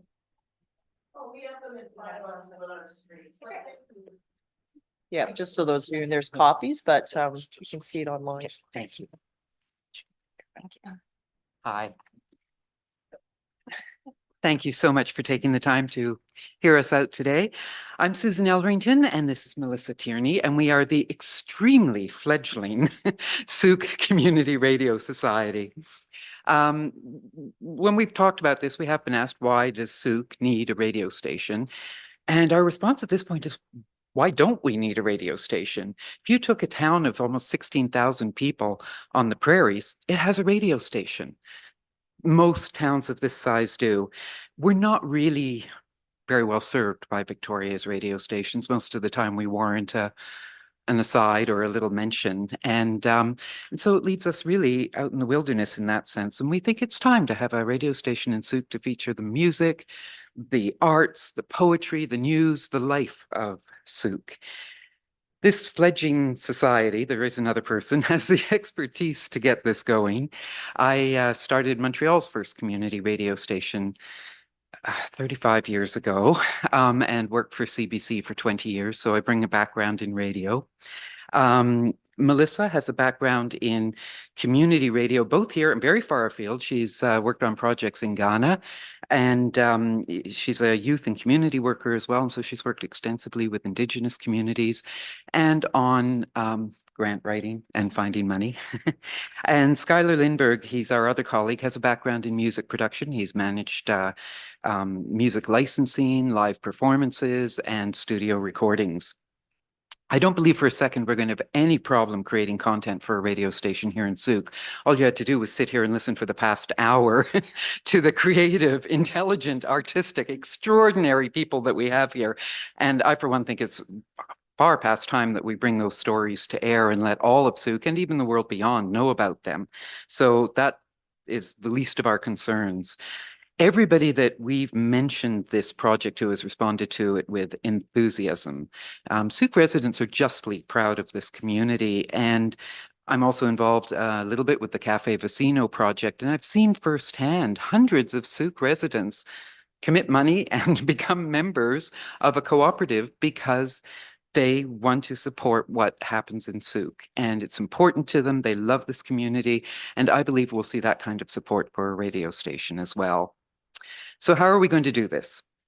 We live in this extraordinary technological age where we can really start immediately, almost immediately, with online streaming. And so we envision at the start to do, our hope would be an hour a day of online streaming, live programming about Sooke.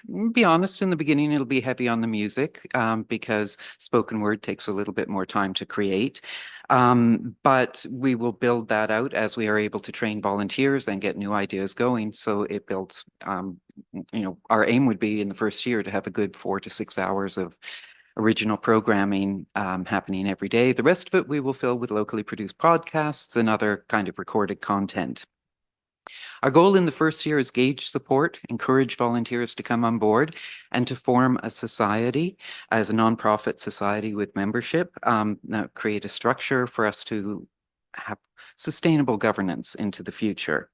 And once we have that in place, and we anticipate that would be within the first up to 2 years, then we look at applying for an FM license.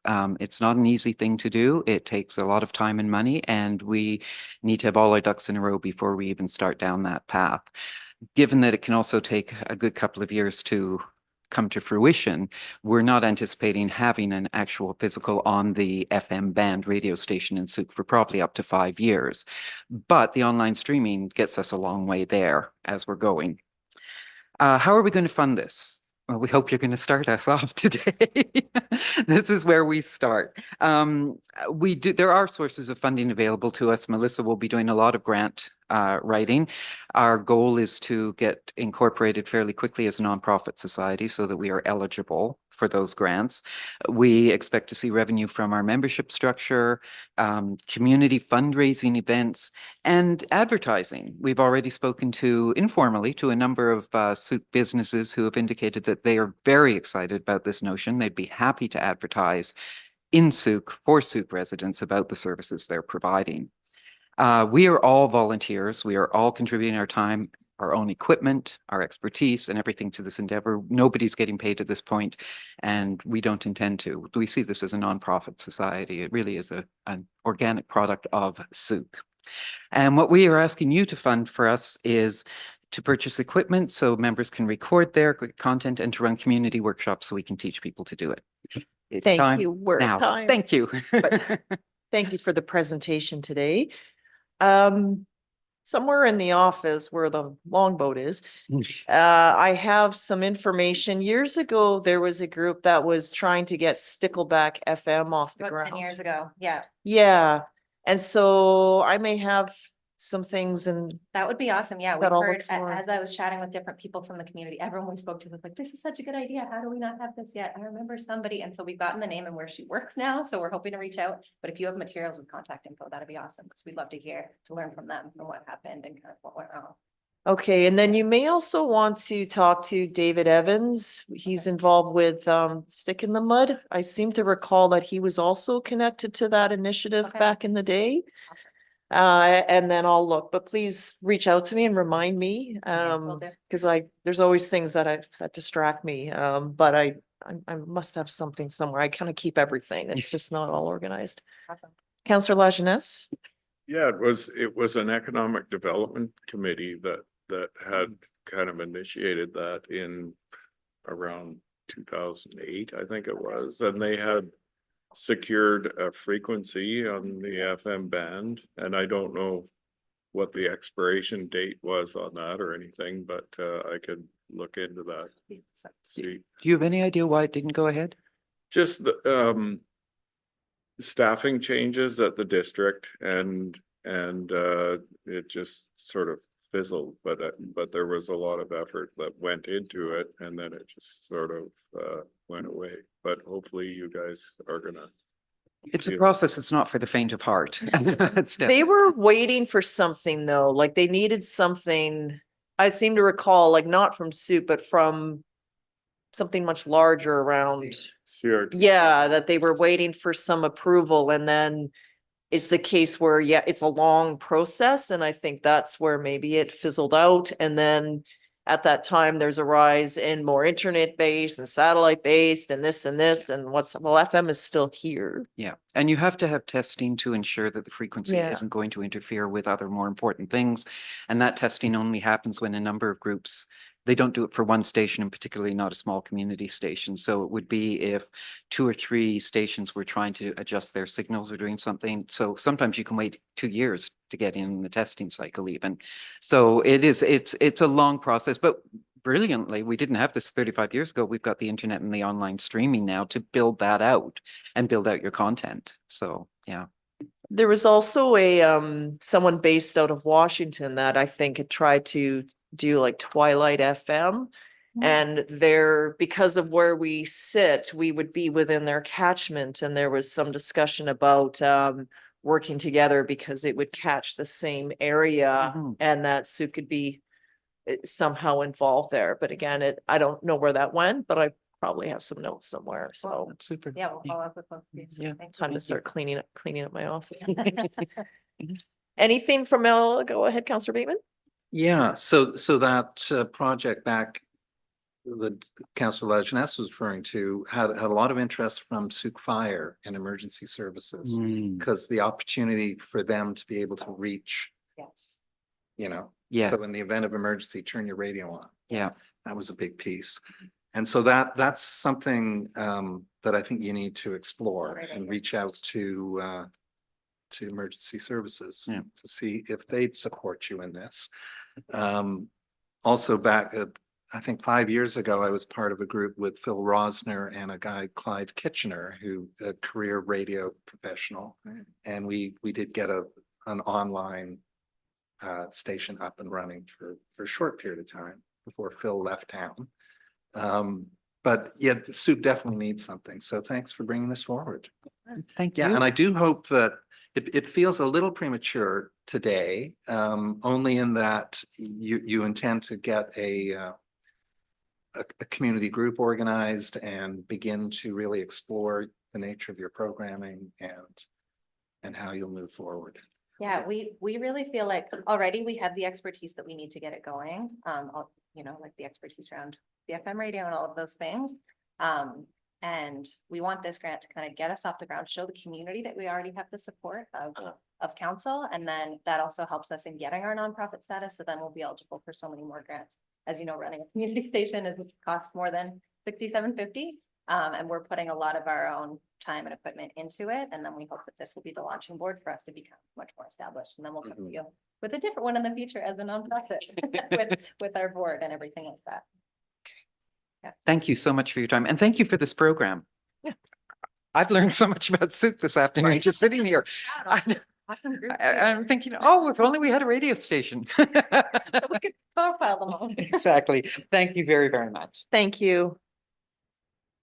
Steps to the Future Childcare Society, that was the one that, could you just, Sure. They had, I said they were unable to attend today just based on it being during the day and not able to allocate staff time away from the kids. And I just mentioned at the start of the meeting that we had requested their financial information. It was last week. We were going back and forth because we had been talking about their attendance at the meeting. And I did hear an okay to my email. So they'd received my email that we had asked for the financial information and nothing came through as of even right now. And just a side note that what we were curious about seeing is just that the property had exchanged hands. So the society had sold the property last year and they're no longer eligible for a permissive tax exemption.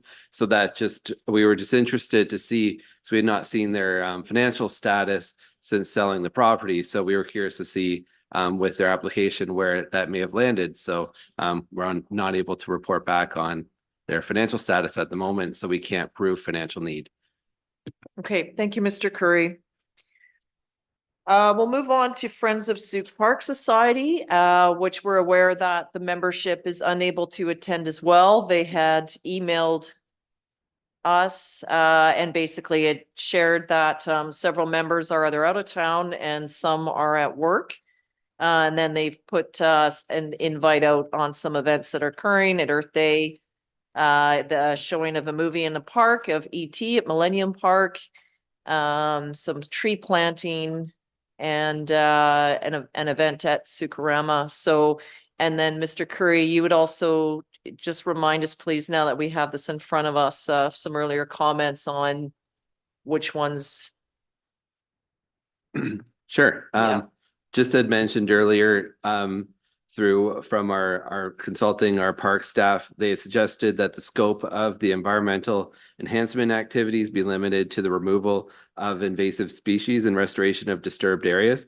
The limited scope would have less draw on staff resources. So just going back to the applications, we are requesting to remove the tree planting and restorative planting in spotted park. So that's the $3,500 that we're requesting is not funded due to those reasons from the parks team.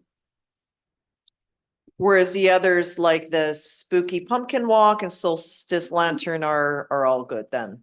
Those were not mentioned as having any issues with overlapping staff initiatives. Got it. Understood. Okay, thank you.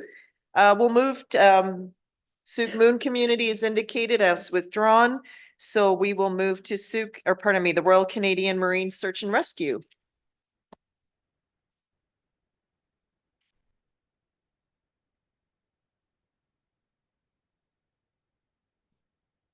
Good afternoon. My name is Ed Helm. I'm the Director of Finance with RCMSR. So this is the headquarters facility over in East Sooke. First, I'd like to thank the district for the grant we received last year. It was really critical seed money to get this project started. It was very much appreciated. We did receive other funding for the initial stage of the project from BC Hydro and from our own funds that we had that we earmarked for the project. So to this point, we have the CCAN on site. It's fully insulated, which wasn't part of the original plan. The shelving installed, and that's all the direct result of the funding that we received last year. In order to complete the project, which is going to now total about $40,000, We have applications, funding applications in with Victoria Foundation and BC Hydro. We're hopeful of receiving some funding from them and our application here with Sooke District again. This project is part of an initiative that we felt was important for our facility to be a marshaling and an emergency preparedness site for the communities around the Sooke Basin. We sort of see our role more in a more broad way than perhaps in the past. And as part of that, RCMSR has become a member of the Regional Emergency Program Advisory Commission with the CRD. And we're looking forward to working with all of those members on emergency preparedness for the South Island area. We've also been very active with the Provincial Emergency Management and Climate Readiness Ministry. Our stations up and down the coast have become very active with taskings from EMCR. There's a growing relationship and understanding amongst all of the emergency organizations that our vessels are able to pick up people on the coast, hikers or shuttle fire or paramedics, their staff, their members to the various locations in a far quicker way than you can through roads and elsewhere.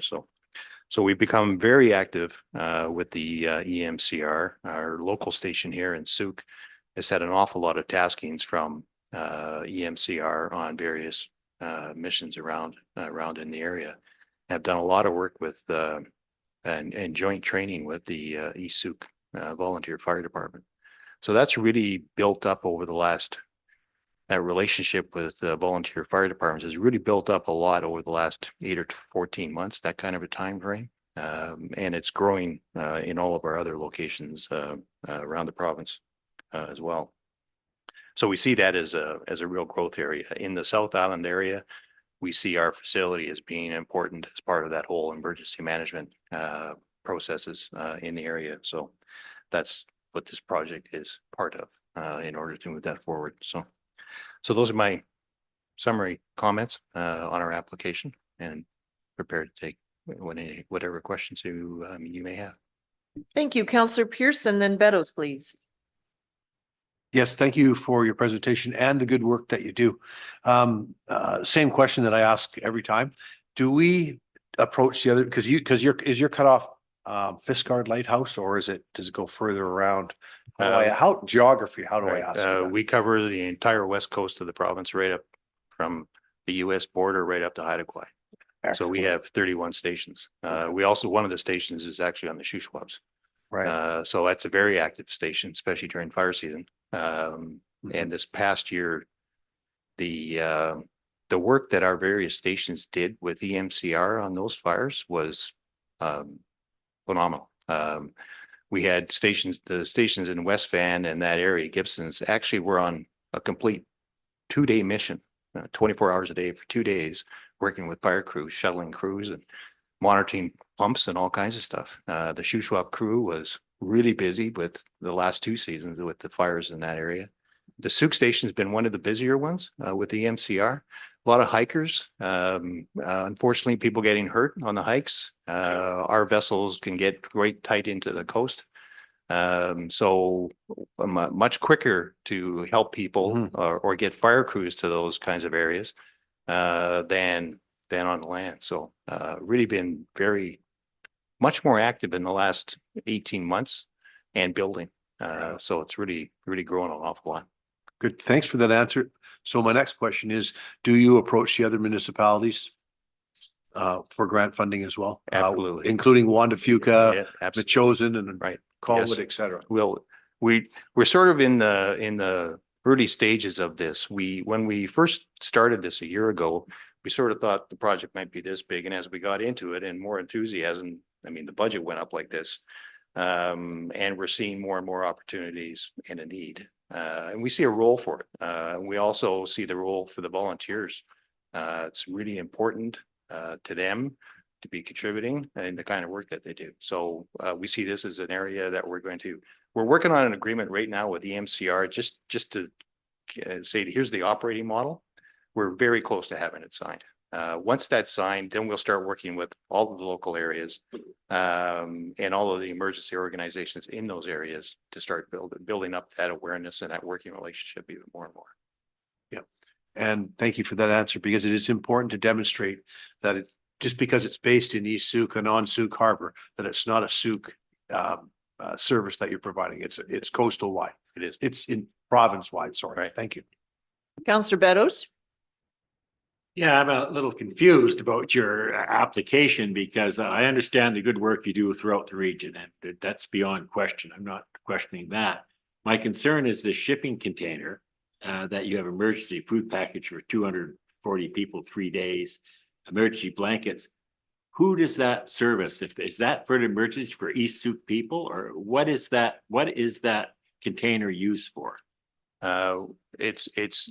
It's to help us build that site as a point for the entire communities around the basement. We are about to build our dock, which we've been working on for some years, but hopefully that dock will be built in the next 6 months.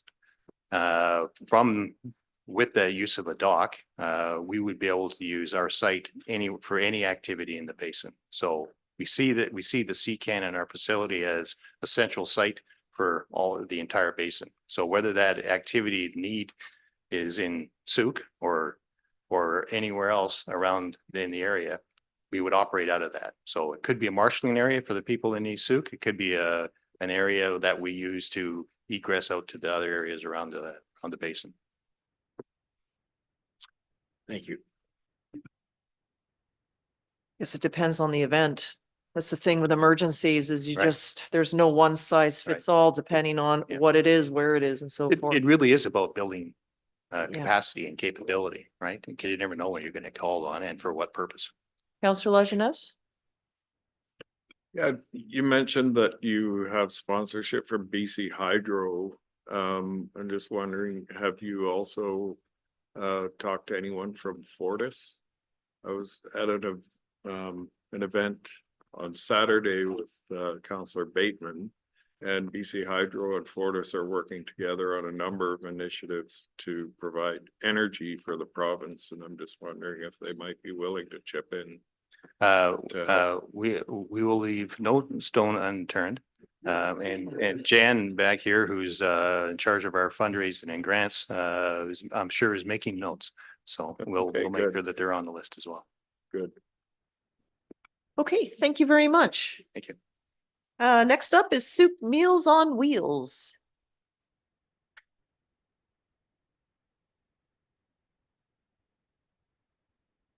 Okay, so I don't believe there's a presenter here. This is a $7,000 ask. It's, I'm aware for over 50 years, Sooke Meals on Meals has delivered healthy meals and support to those that are otherwise isolated at home, particularly elders. And so due to the rising costs of everything and the cost of everything, I understand this is what's bringing their ask in here today. Okay, so we'll move on to the next one, which is, pardon, yep, yes? I just know that it was specifically, I believe, for gas cards to help the volunteers with deliveries and such. Yeah, we'll get more specifically. I'm trying to move us along. Because we're not deliberating just yet. Mental Health Society of Greater Victoria. This is a $2,000 ask, collaborating with the city in order to do, okay. It's the objective to advocate for mental health and so on. So we'll get more of the specifics of this when we deliberate over the application. Urban Food Resilience Initiative Society. Welcome, Ms. Brooke.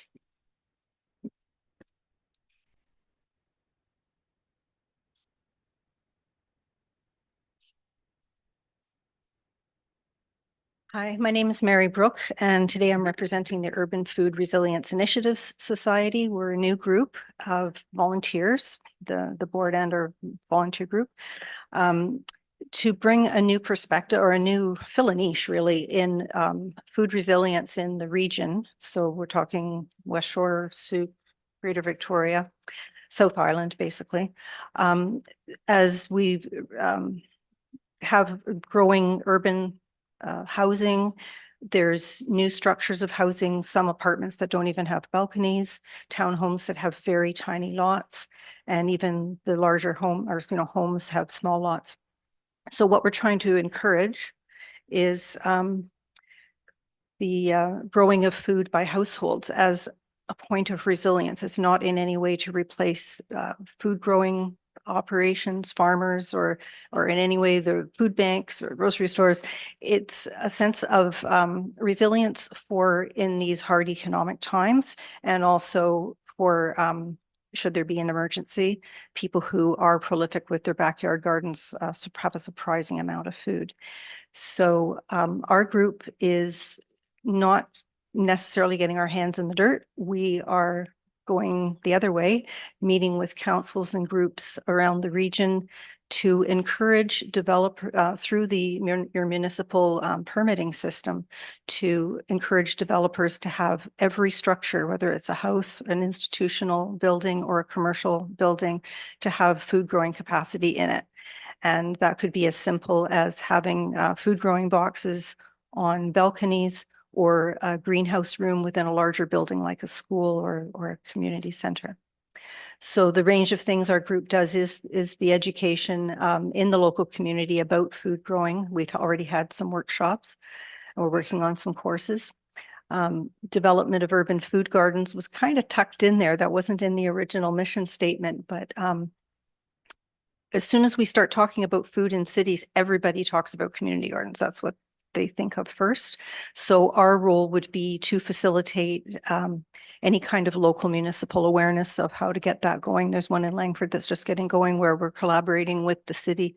All their staff will do all the legwork, but we will be facilitating involvement of the community. That would be our role. And improvement of regional soils is kind of sort of an underpinning to what we're doing. Wherever we do work with groups, we'll focus on the soil that's being used, whether it's in a balcony box, in a backyard, or in a community garden. Municipal infrastructure, so I've mentioned that. That means like any building, and having municipalities be supportive of that, and through your building permitting process, and emergency preparedness. So we'll be linking up with groups to eventually, like in the project that we're applying for, this neighborhood pod is a way of people knowing where there is food in their community in the case of an emergency. So we do have a regional lens, and that's sort of the Greater Victoria area for now. And we are going to be going around to different council meetings, asking that when they do have building permit applications, that those do require food growing infrastructure. So advocacy group on that level. And that we believe that through the councils, you can, of any municipality, can encourage their neighborhoods to, like if you live in this town, this is what we do. We grow food in our homes. So we want to kind of just advocate for that. So our group just started officially in January, but we've been kind of working on it through the last year or two. We've done presentations in booths. We were at Sooke City Saturday a few weeks ago. We did a soil workshop in Langford a couple of weeks ago that was very well attended by experienced gardeners. And that's another group we want to meet, because they'll go back and use those tips to grow even more food. And a key thing is we're gathering data. So through surveys and everyone we meet at our workshops. And so the grant that we're applying for is for developing our first pilot project, Neighborhood Pod. And we see meeting with like somewhere in Sooke, there's a neighborhood, a street, a couple of streets that want to get together and get organized. Some people grow food, some people harvest food, some people will do the weeding through the summer. Some people know how to set up the irrigation. Some people will do the, canning and freezing at the end. Is that the time? Okay, thanks. Thank you very much, Ms. Brooke, for bringing this forward. I was flipping through papers because I wanted to find a letter that I received recently, and it touches on food security more from the animal perspective of why farm animals should be allowed in all backyards. And the letter goes on to the lighter footprint it has, the fresh eggs for breakfast. And instead of what you can do instead of buying compost, this was written by a student that's 8 years old. So very top of mind in terms of, you know, when I get different letters, I'm always inspired what I receive from children. So it sort of fits in around food security and what they feel is missing within our community. The Friends of Sooke Park may be an organization just to connect with because they've been out on the ground, and there may be an option just to find that pod or have some ideas on what that might look like, just some ideas to put at you. Questions from members of council? Okay, go ahead, Councillor St. Pierre, then Bateman. Just a quick note, I'm guessing that with the food security component, you would probably qualify for the climate action grants that we also supply, which is a slightly different funding stream. So just thought I'd make note of that. Thanks. Councillor Bateman? Okay. Yeah, welcome back to these chambers that you've inhabited for many years. I was curious, City of Langford has committed, I think, $5,000. That's Is right. that correct? Yep. So here you're saying development of presentation take-home materials. Would not the Langford grant cover that to some degree? The Langford grant was called a startup grant, and we're Startup. to get the like there's accounting and banking and our original couple of presentations so far. As we do each project, like the proposed pod, it will have its own research required by a consultant, developing of the materials to work with the people at the workshop. And then the workshop, which probably a couple of hours, is only the beginning. Then we go back with that information, get all that sorted out, and then probably meet with this group a couple more times. So it's an investment of time by a consultant who would be paid a fee honorarium to do this. And thank you. And as I mentioned earlier, there's this Danny Stancer who have you had a chance to? She is a contract food coordinator. Yes. Through Searchin. And she's here for another couple of months, and it would be great to see if you could integrate into the work For sure. that she's establishing. Yep. Councillor Lajeunesse? Yes, good to see you again. Ms. Brooke and I had a little chat about this yesterday, and I mentioned Gail Scott, who's our Economic Development Officer. She's sitting right over there, and she can introduce you to Danny Stancer. Okay, thank you. Okay, thank you very much Thanks, for your Jen. time and your application, Ms. Brooke. Next up is Coral Evolution Society. We'll find you out in the hall, Councillor St. Pierre. No, Councillor, just for the record, Councillor St. Pierre is declaring a conflict and stepping out of the room.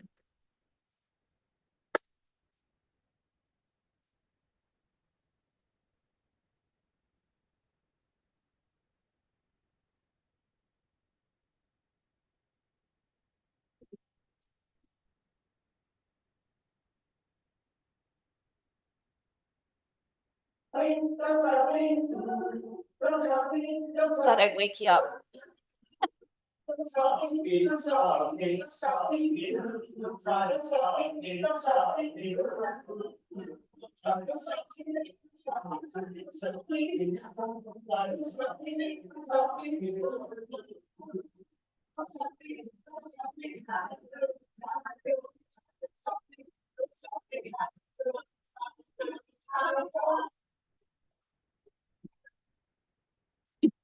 That was about a month or so ago. Yeah. Just a Yeah. little bit. Yeah. Oops, sorry. So Coral Evolution was actually started in 2021 during COVID. And our first concert was sung with masks on. I'm sure we looked delightful. But anyway, so what we're here for is it's about a 50-piece, 50 singers in all, from 40 to 50. Right now we have about 50. We have 2 sessions a year. And in those 2 sessions, we sing 3 concerts each. So that's 6 concerts a year that we perform. The music we like to sing is, more of a challenging nature, I would say. Some classical, some pop, some jazz, but all with that's quite challenging. We have singers from 17 years of age up to 80. So it's quite a range in age, and it's really quite lovely. So what we're asking for, the grant of $7,000 is to help us with our acquisition of more music. And you can imagine the amount of money that we spend on music. We're trying to get a library together, and also we have practice tracks that we have to have for each of our pieces of music, so that, you know, the altos have an alto track and so on and so forth. So you go home and you practice in your car or whatever. So, you know, we do have fundraisers, and of course we have ticket sales, and each of us pays something to belong to the choir. But we're just hoping that perhaps you could help us out with some money towards some our music. Anything else? Just that, well, the music sheets cost about $4 a piece. And when you're looking at 60 pieces, 14 to 15 songs, it adds up. Yeah. That's about it. So, yeah, thank you. Thank you very much. Thank you. And then is it fair to assume that you didn't get the CRD grant? We're sort of hearing, because I can see that you've applied for one and then did not receive that funding. I don't know. Okay, so We still haven't waiting. heard yet. Is it closed? That an earlier applicant had just said that they looked at the site and didn't see any Sooke organizations at all, so. There is a second intake for project grants that's closing any day now. It opened this month, so you And might to want to look But into that. who's it through? CRD. CRD. I know we've got one in. Okay, so Okay. just don't know the outcome yet. Yeah. Okay, understood. Thank you. Questions? So go ahead, Councillor Beddoes. Yeah, just a little explanation. I see here your expenses, sheet music, professional services. Can you elaborate a little bit more what professional services mean? Oh, well, that would be our director who should, you know, our conductor. Okay, Yeah, and our accompanist. okay, So those two people are paid. okay. that's- Yeah. I just, it's just sort of a broad category. Yeah. I wasn't sure what it meant. Sure. Okay. Sure. And did you got a gaming grant application in? And how are you faring with them? Yeah. Good luck. I mean, how, I'm sure of what the outcome is yet. have you had gaming grants before and it was Yes. successful? Oh, good for you. Yes, we have. It's hard to break in if you haven't had one before, but. Yes, Yeah. we had have. one last year. I'm only new to the choir after Okay, a year and a half, so, okay. Thanks very much. okay. We'll leave you this poster. You can put up maybe somewhere. Our next concerts are. Yes. I'll take it, please. We often display different things down in the main lobby where we get high traffic, so we'll look to pin it up there. Councillor Bateman? So each of your years today, you've used our funding for your music library. That's correct. So- That's correct. And it's So helped when us you have, considerably. how big a library do you need, or all this material can be reused? It can all be reused, and actually some of the pieces. Oops, sorry. Some of the pieces that we're singing right now, we're repeating from a few years ago. Yeah. Hoping people will. No, No. you don't. Some people have Let it memories. be. Yeah, Yeah. okay, thank you. Okay, thank you very much. Thank you. Can we have Councillor St. Pierre to be returned, and then meanwhile we'll have Sooke Harbor Players. Sooke Harbor Players is unable to join us. Their ask is 5,800. For theater productions, so we'll return to that. Next up then would be the Sooke Region Tourism Association.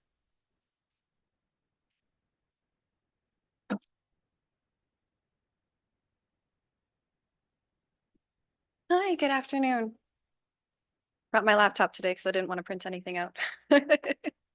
So my name's Lindsay Percival. I'm the newly elected Vice President of the Sooke Region Tourism Association, and I'm joined here by the President, Stephen Eckert.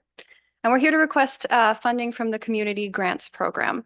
It is true that we are a recipient of a community services agreement. This does fall outside of it, so I will let you know what that looks like. We're currently in a transitional phase. We have a new board of directors, new president. I myself am new to this role, and we've been putting in many hours to revitalize our association on multiple fronts. We do have limited financial resources. So at the moment, we have an administrator who is part-time to about 34 hours per month. And just paying them alone takes up about 50% of our service agreement. So we're fairly tight, but we're doing the best we can with what we have. We've been making significant strides with reestablishing some key partnerships with organizations such as Destination Greater Victoria, 4VI, the Sooke Arts Council, Sooke Chamber of Commerce, one of which is on our board of directors as well. And also increasing our collaboration with District of Sooke, most notably Gail Scott, our wonderful economic development officer. At the top of our list right now is our website. So in our service agreement, we put in that we would be looking at a redesign. We've investigated this and found out that a redesign is looking to be more costly in the long run than going with a different option here. Our current website is very dated. It's got various issues that need to be addressed, multiple features that no longer work. Our quote right now is looking at around $9,000 to create a new website. We initially intended to put in volunteer hours to kind of see if we could put in new imagery, fix the broken links, go into the back end. At the moment, we work with AMDS and they are charging us around $130 per hour of work to go in and fix that. It's extensive. So the paid work and the volunteer hours just aren't capable of supporting that. To change it and alter it, edit it, training and coding on how to work websites, website maintenance. The structure of the website that we currently have is also not user-friendly. Through here. We're looking at working with Rising Tides, if possible, through this grant in order to fund a new user-friendly website that would provide the capability to easily manage it ourselves. It would eliminate over $3,000 annually that we're putting into management fees and outside companies for working on the current website.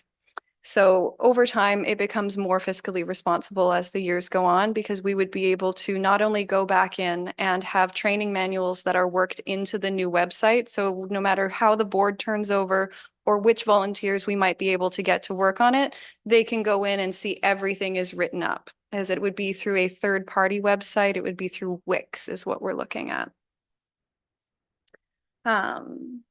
Rising Tide Business Services, which is who we've identified, is a nonprofit operating under the Rural Islands Economic Partnership. We're hoping that this new website will serve as a cornerstone for our communication efforts. We're looking to target, attract, and engage not only visitors, but new membership, as we've experienced a significant decline in membership since COVID, and we really need a strong face. We want people to be able to not only access and use our website, but to want to be displayed on it. It has to have that visual element, and it has to be something where we can add new members, we can link to new members, and create a background where we can also begin to put out our newsletter, which I've identified in our climate action plan as one of the main things that we'll be accessing going forward. The requested funding of $7,000 wouldn't cover the whole website, but we are able to cover the rest of it, hopefully through membership fees, as you'll be able to see in our financial statements. We initially were thinking that it might cost around $10,000. Rising Tides is $9,000. As we go through and negotiate, we might be able to get it a little bit lower and then cover the rest through what we have through our service agreement. And I'd be happy to take any of your questions. Okay, thank you very much for the presentation. I was just looking at the current website just to see what was there. Yeah. Councillor questions, Councillor Bateman. Yeah, thanks for that. So yeah, I know through my work with the Victoria Family Court that we had a website that was absolutely impossible to work with. I could, as the communications coordinator, I could not get into it. It's hugely frustrating, and we spent the necessary funds to relaunch. So I'm curious, first of all, I would like to have a refresher from our Deputy Finance Director on his earlier comments about service agreement and whether this does indeed fit. Sure. What I had mentioned just at the start of the meeting was confirming that the service agreement is for roughly 27,000 a year. I just made some other comments about looking up the proposal that we had received from the Tourism Association just from entering into the service agreement, which did include rebranding, and the website was mentioned, but they had clarified that it did not include the cost of building the website, but it was in part of doing the rebranding. So I'm guessing that clarifies what was to be done with the website specifically. So you're relaunching here. Would you be utilizing the Wild by Nature branding, or is there a whole package? We'll see a whole new look. So as we're looking at new grants and funding to be able to access the money to do full rebranding and such like that, we are looking at a rebrand in the future. Right now, we're looking at keeping the Wild by Nature. The beauty of being able to do this through Rising Tides and through Wix is when we do rebrand, we don't have to figure out how to get back there or spend another $3,000 in paying someone to update it. We'll be able to go back in and change that iconography very easily. And the website we're going to be designing will be under Destination BC's guidelines. Right. So it will be basically just a logo change if we rebrand that. Because you are in the midst of this process with Destination BC, aren't you? We are reconnecting with everybody. That is part of the process of reconnecting with Destination BC. CERTA has separated somewhat from everybody, with just communications. We've not been putting ourselves out there. So that is all part of the process, the communication showing that we are a part of the community and part of Destination BC and Tourism Vancouver Island.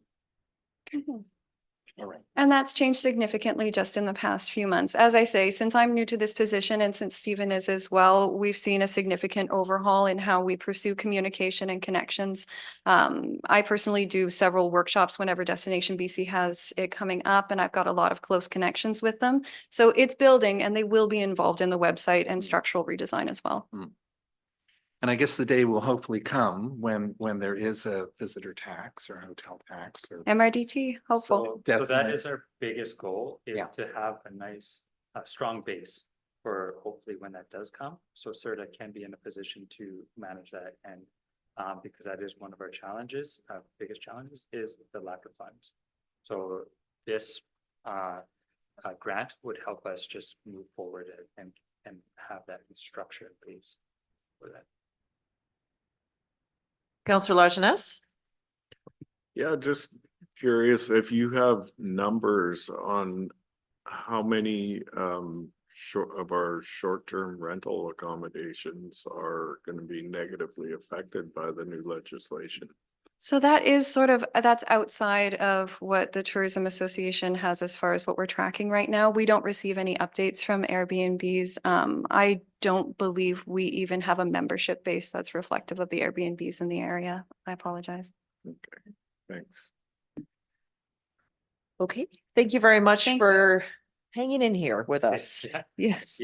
Thank you for your endurance. Yes. Lastly, we have the Sooke Region Food Council. Is there someone sitting there? I just can't see. Okay, nope. Okay, so the Sooke Region Food Council is $7,000 ask for bear resistant containers for food for the community. Okay. So council, I would like to take this opportunity first off to thank all of the applicants, their presentations, to those that are still in the room. It's always hard when you're at the bottom, but thank you for some that have been at the start or have hung on through all of this. To those that are unable to make it due to work and other commitments, we understand that. It's just the timing of day. Sometimes in the evening, we can't capture everyone at that time as well with conflicts. So we'll take that into consideration. In which case, though, we are going on what's been provided to us because we don't have the opportunity to have the live applicants in front of us to field questions. Also to all of our staff who are supporting this meeting today and for council. Welcome back, Councillor Pearson. It gives us an opportunity also to see what's happening out in the community and the effort by such thoughtful and caring volunteers and just opportunities to connect groups together.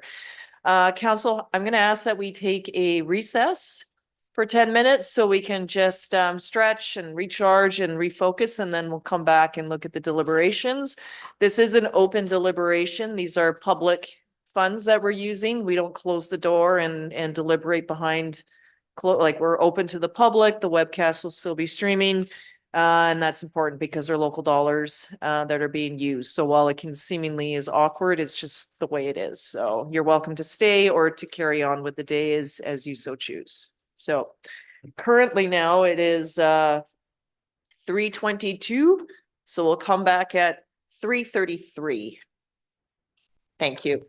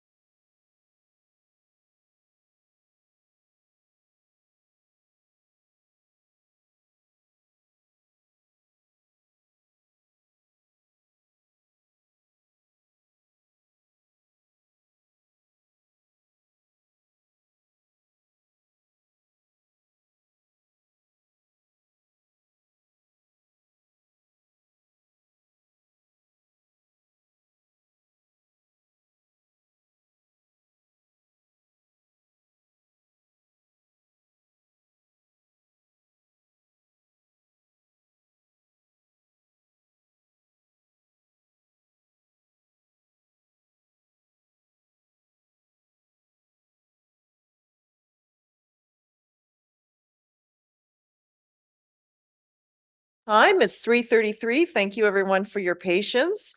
What I was thinking is we would deal with the ones where there is a counselor declared conflict of interest first.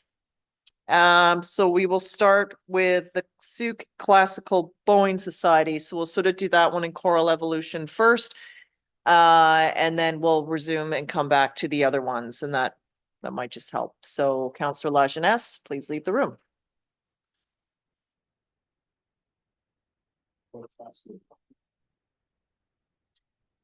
Okay, so Sooke Classical Boats.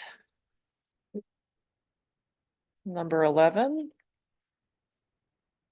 And ASCA 5,500.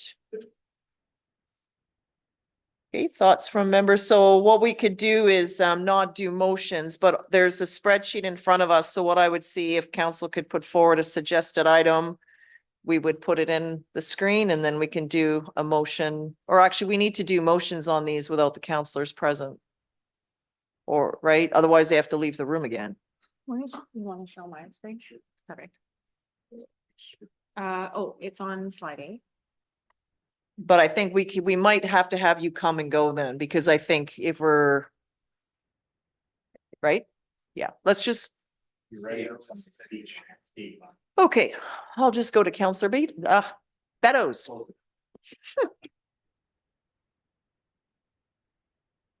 Ooh, Sooke Classical Boating, I certainly think we should help them. What I liked about them is they said it's for short term.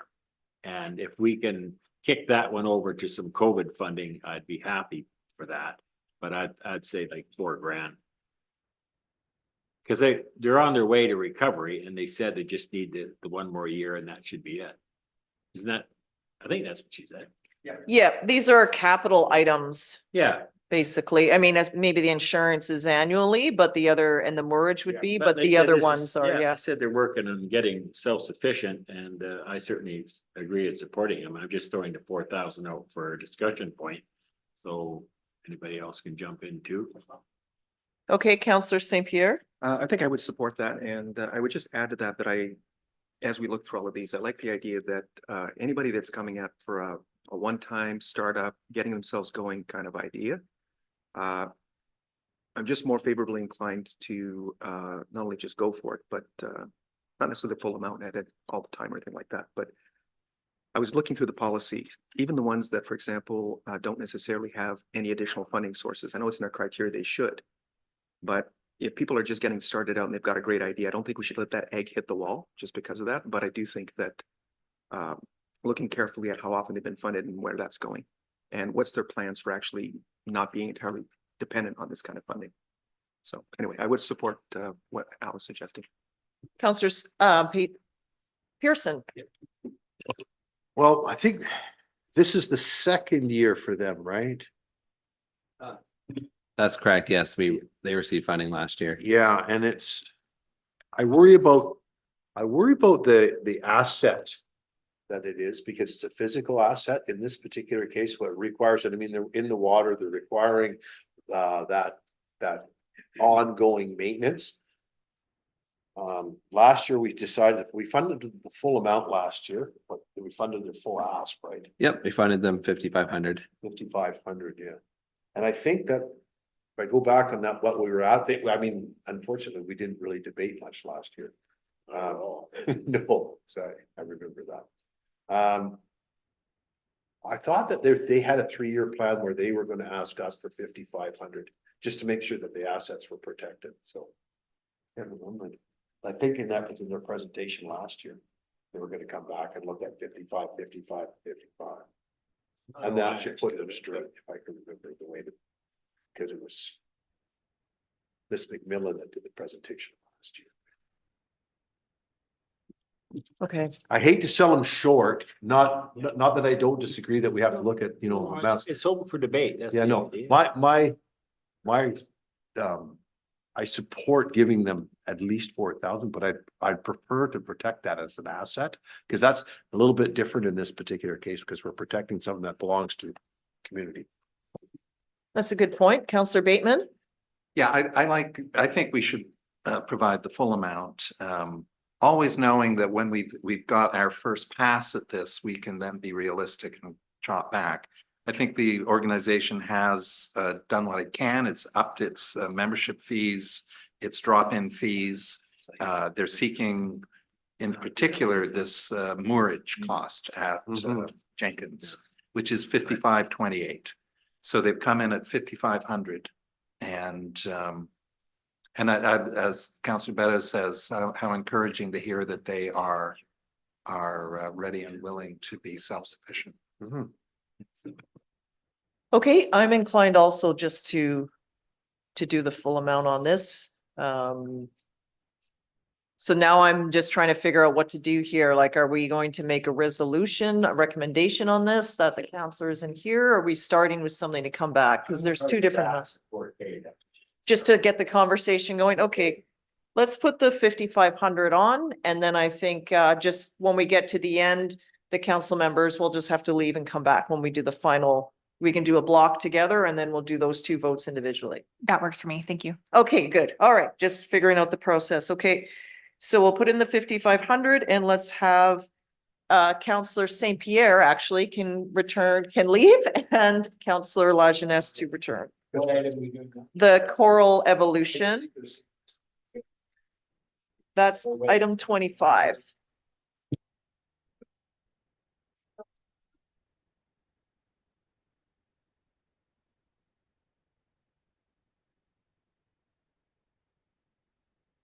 Okay, this will be the third and final year for this group's eligibility under the current policy. So $7,000 is the ask.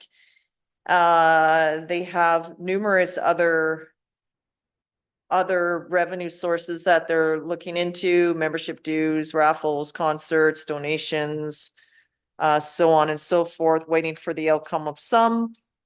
7,000 in particular is this sheet music, as I understand it. So does anyone want to propose something? Go ahead. I'll go to Councillor Bateman on this one. Into the microphone. Well, that's a hard one, isn't it?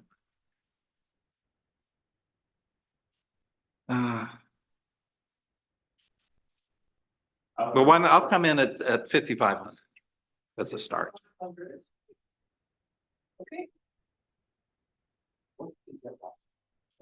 Last year. I can't see it on the. Last year it was 65. 6,500, so it was 5,000, 6,500 and 5,500. I'll go to Councillor Betos and Lajeunesse. Yeah, well, the idea too is that we use COVID relief funds to top people up because they were still recovering. Well, it's been another year. And I can't help but notice that most of their money is wages. A great percentage of it is wages. So I know they're looking at acquisition of sheet music, and it was interesting your ask, Councillor Bateman, in regards to you know, do you not reuse this? Because that was their ask last time too. So I don't know how much sheet music they have to have around. I'm certainly in favor of handing them something, but I'm certainly would not be in favor of handing them $7,000.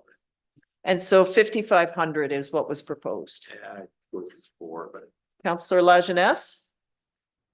So they mentioned $4 a song times 15 songs per show times 60 performers. That's 3,600.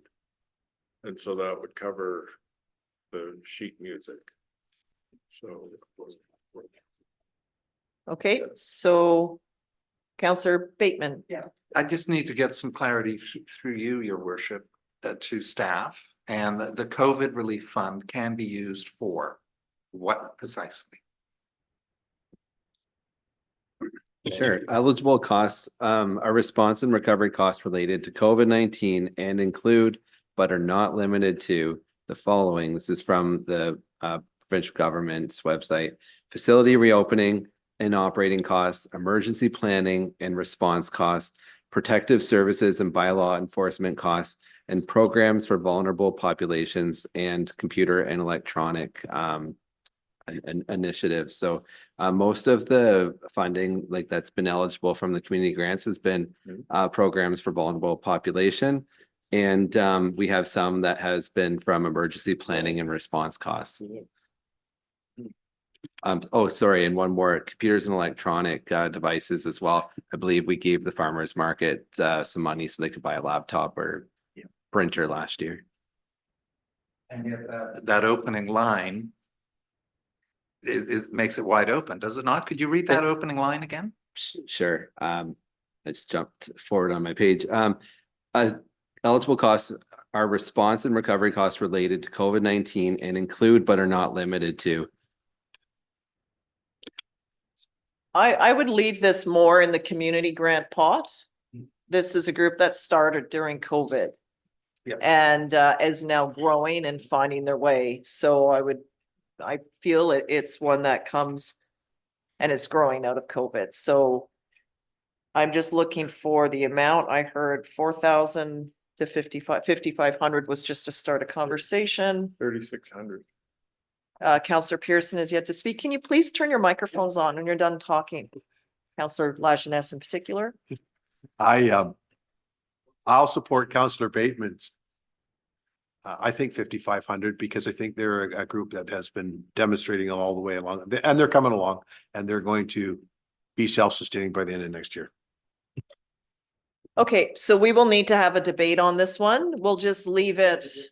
3,600 to 5,500. The ask was 7,000, so.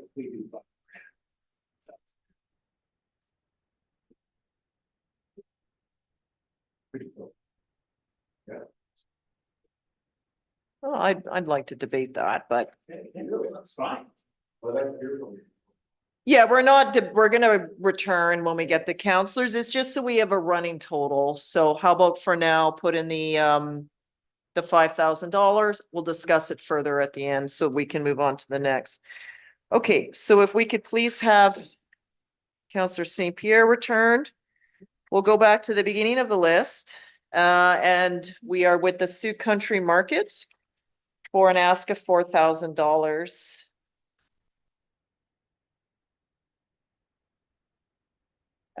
Councillor Bateman is going to speak. Yeah, I'll recommend the 4,000 as a starting point for that.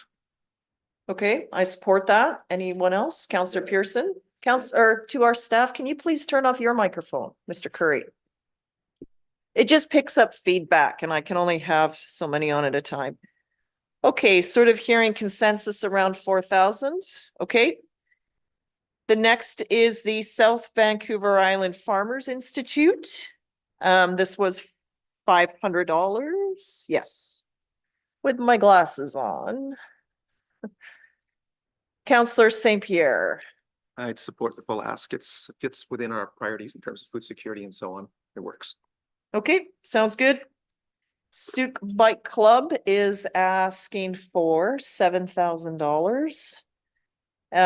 They're hosting some events. They're getting some infrastructure pieces here that can be reused. My link here isn't working. Yep, Sooke Bike Club. Go ahead, Councillor Beddoes. Yeah, well, they're asking us to pay the whole shot of that. And I would say that we certainly want to deduct the wages part of it because we don't pay wages. And that was in their present. I don't have it up in front of me, but their presentation was asking us to fund the whole thing, which I have a bit of a problem with. So I would like to deduct some, especially for the wages part of it. If I don't know if we got here, which one all the way in the back?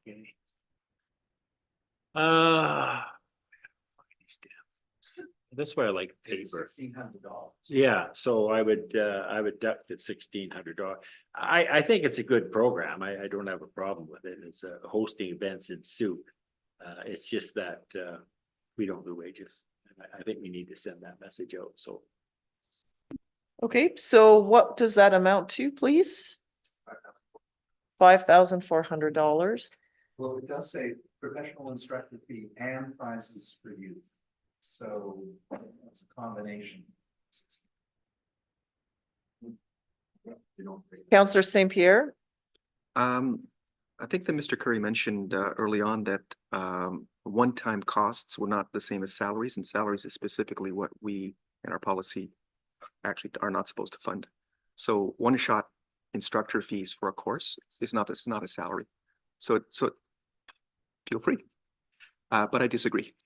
So I would actually fund the full amount because I think that the actual ability to teach kids the safety piece is actually important and they need to actually have instructors. So that's good. Okay, I'd agree with that too. So let's put something on there. And so we can have. We'll put 7,000 on. And we will discuss that later. Okay. Rock Chops was unable to be here today. Technology is not my friend today. This is a $1,500 ask. It's a an event that's occurring in the summer at the high school for our EMCS school. Just need to find this here, and it's. Someone help me out with this. A request of $1,500 summer program, and I think. Just on the surface, anything to have kids unplug and immerse in something, whether that's art or music or the outdoors, finding an interest that they can access, is really important. Counselor Beddoes? Yeah, well, their numbers don't add up. They got revenue of 875 and their cost of 1,300, and they're asking us for 1,300. So, I mean, really, the difference of that is 425 is a shortfall. They're bringing in 875 revenue confirmed, and then their cost of their program is $1,300. So why are they asking us for 1,300, which is the full cost of their program? Just, I only go with what's in front of me. Yeah, I mean, and that's just what we have to go with here. So I don't mind. Yeah, I would agree. I saw that too. And of course, on the front sheet, it says 1,500 and on the budget, they're asking for 13. And the other thing, I know they're affiliated with the EMCS Society. So if indeed that is the case, that's not indicated here. Also, they ran the program last year and there's no financial statement on last year's event. I changed that to nothing then.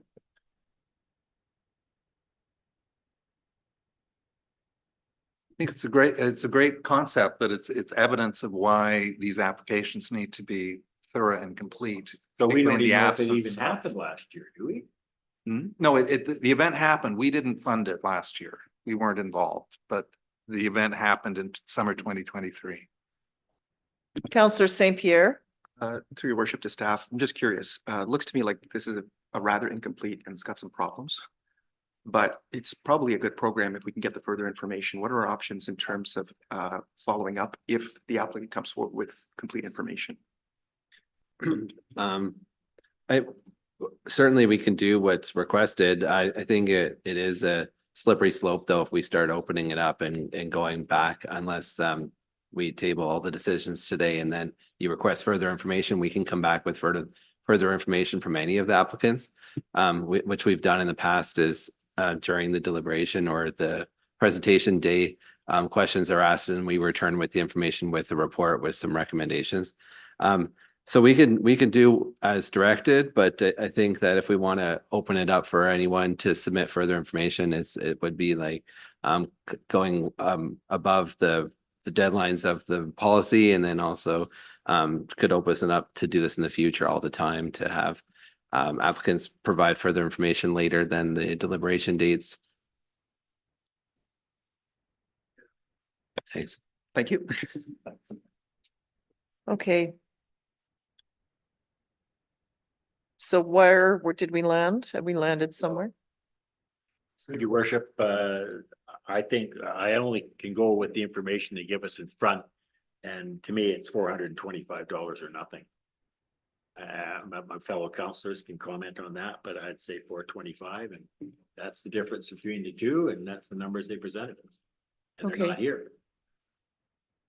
Okay, so we'll put that on the table then. The next is the Victoria Brain Injury Society. We have an ask here for $5,000.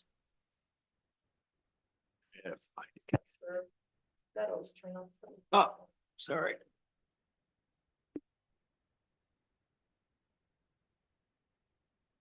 So we're hearing a lot about the success of the program that they've had to date, the desire to expand it further. Go ahead, Councillor St. Pierre.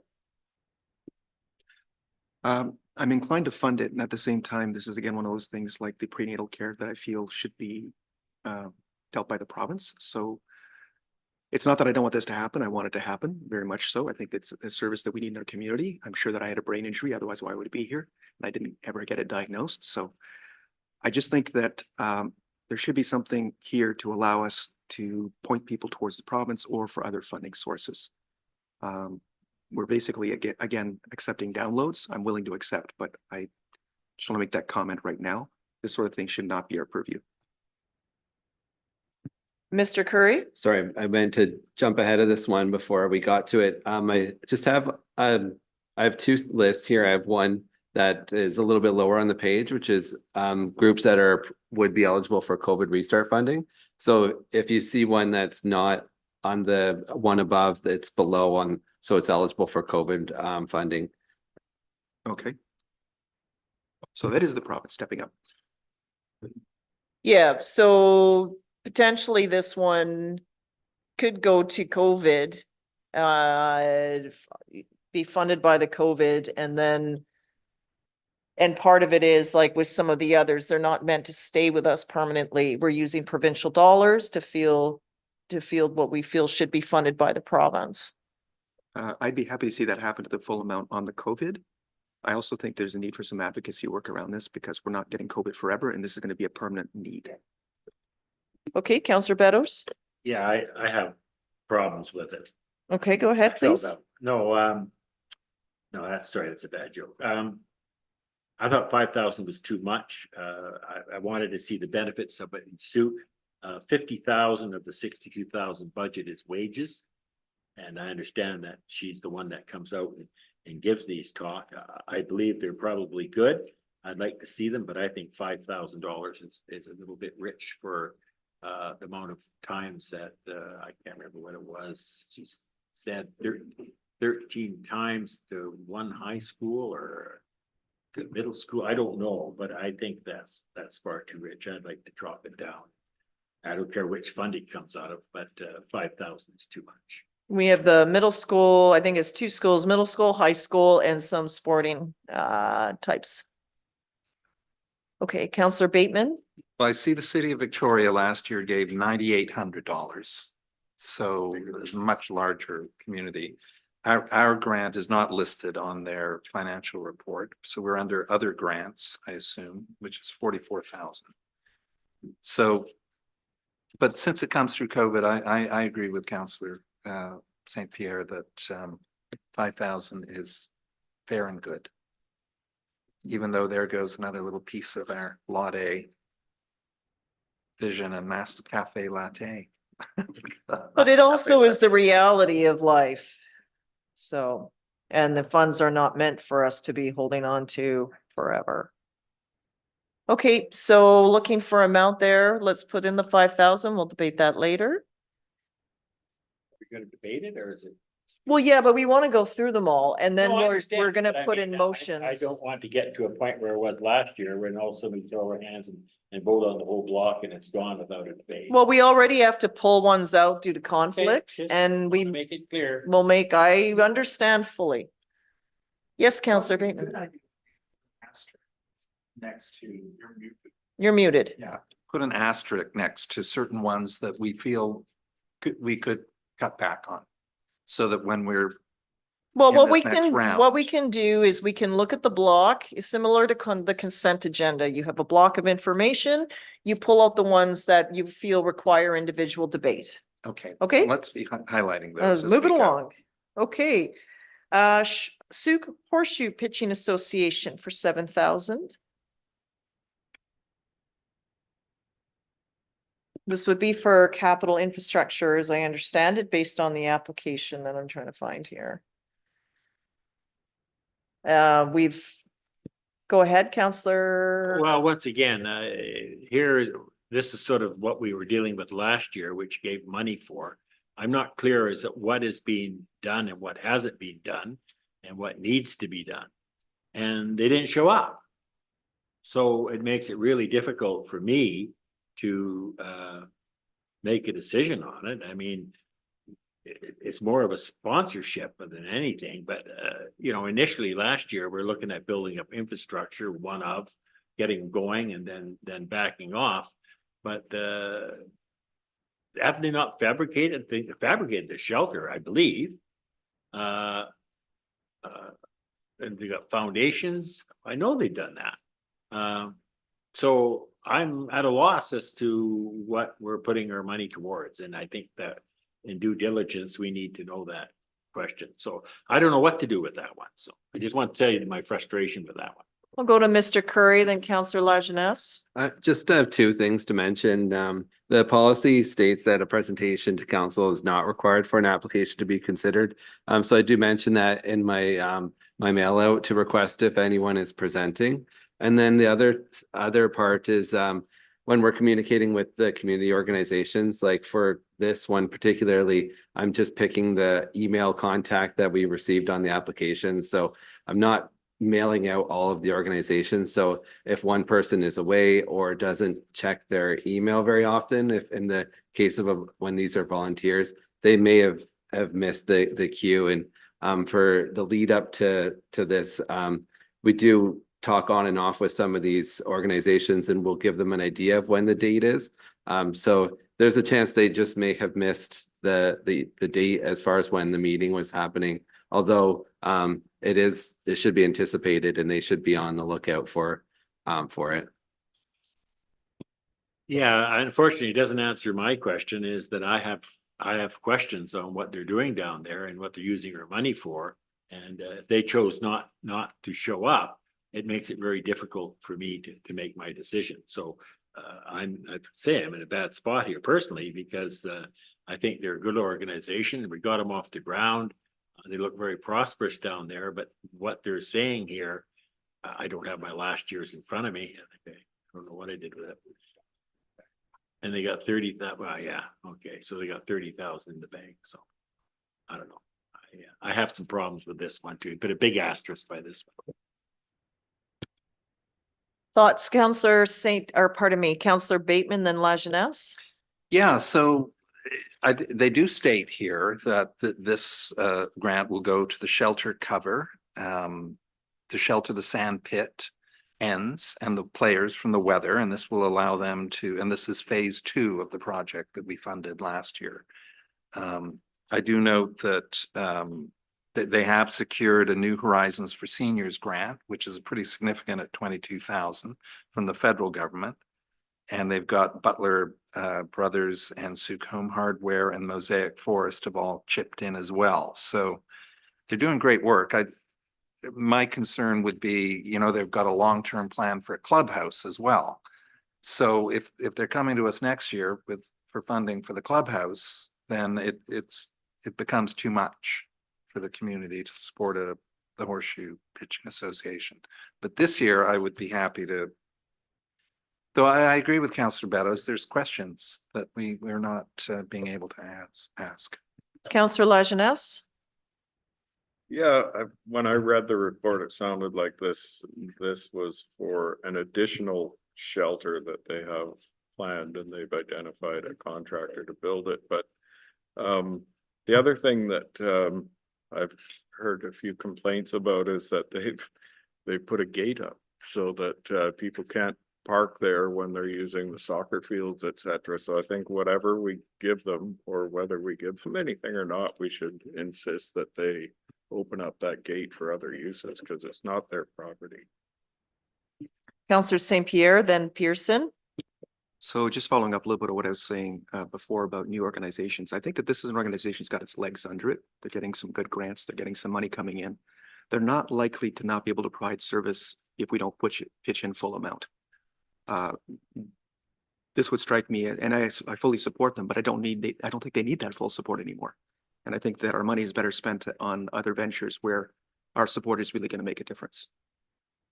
It's not that I want to put zero necessarily, but I would be looking for something like in the realm of half as much or something like that.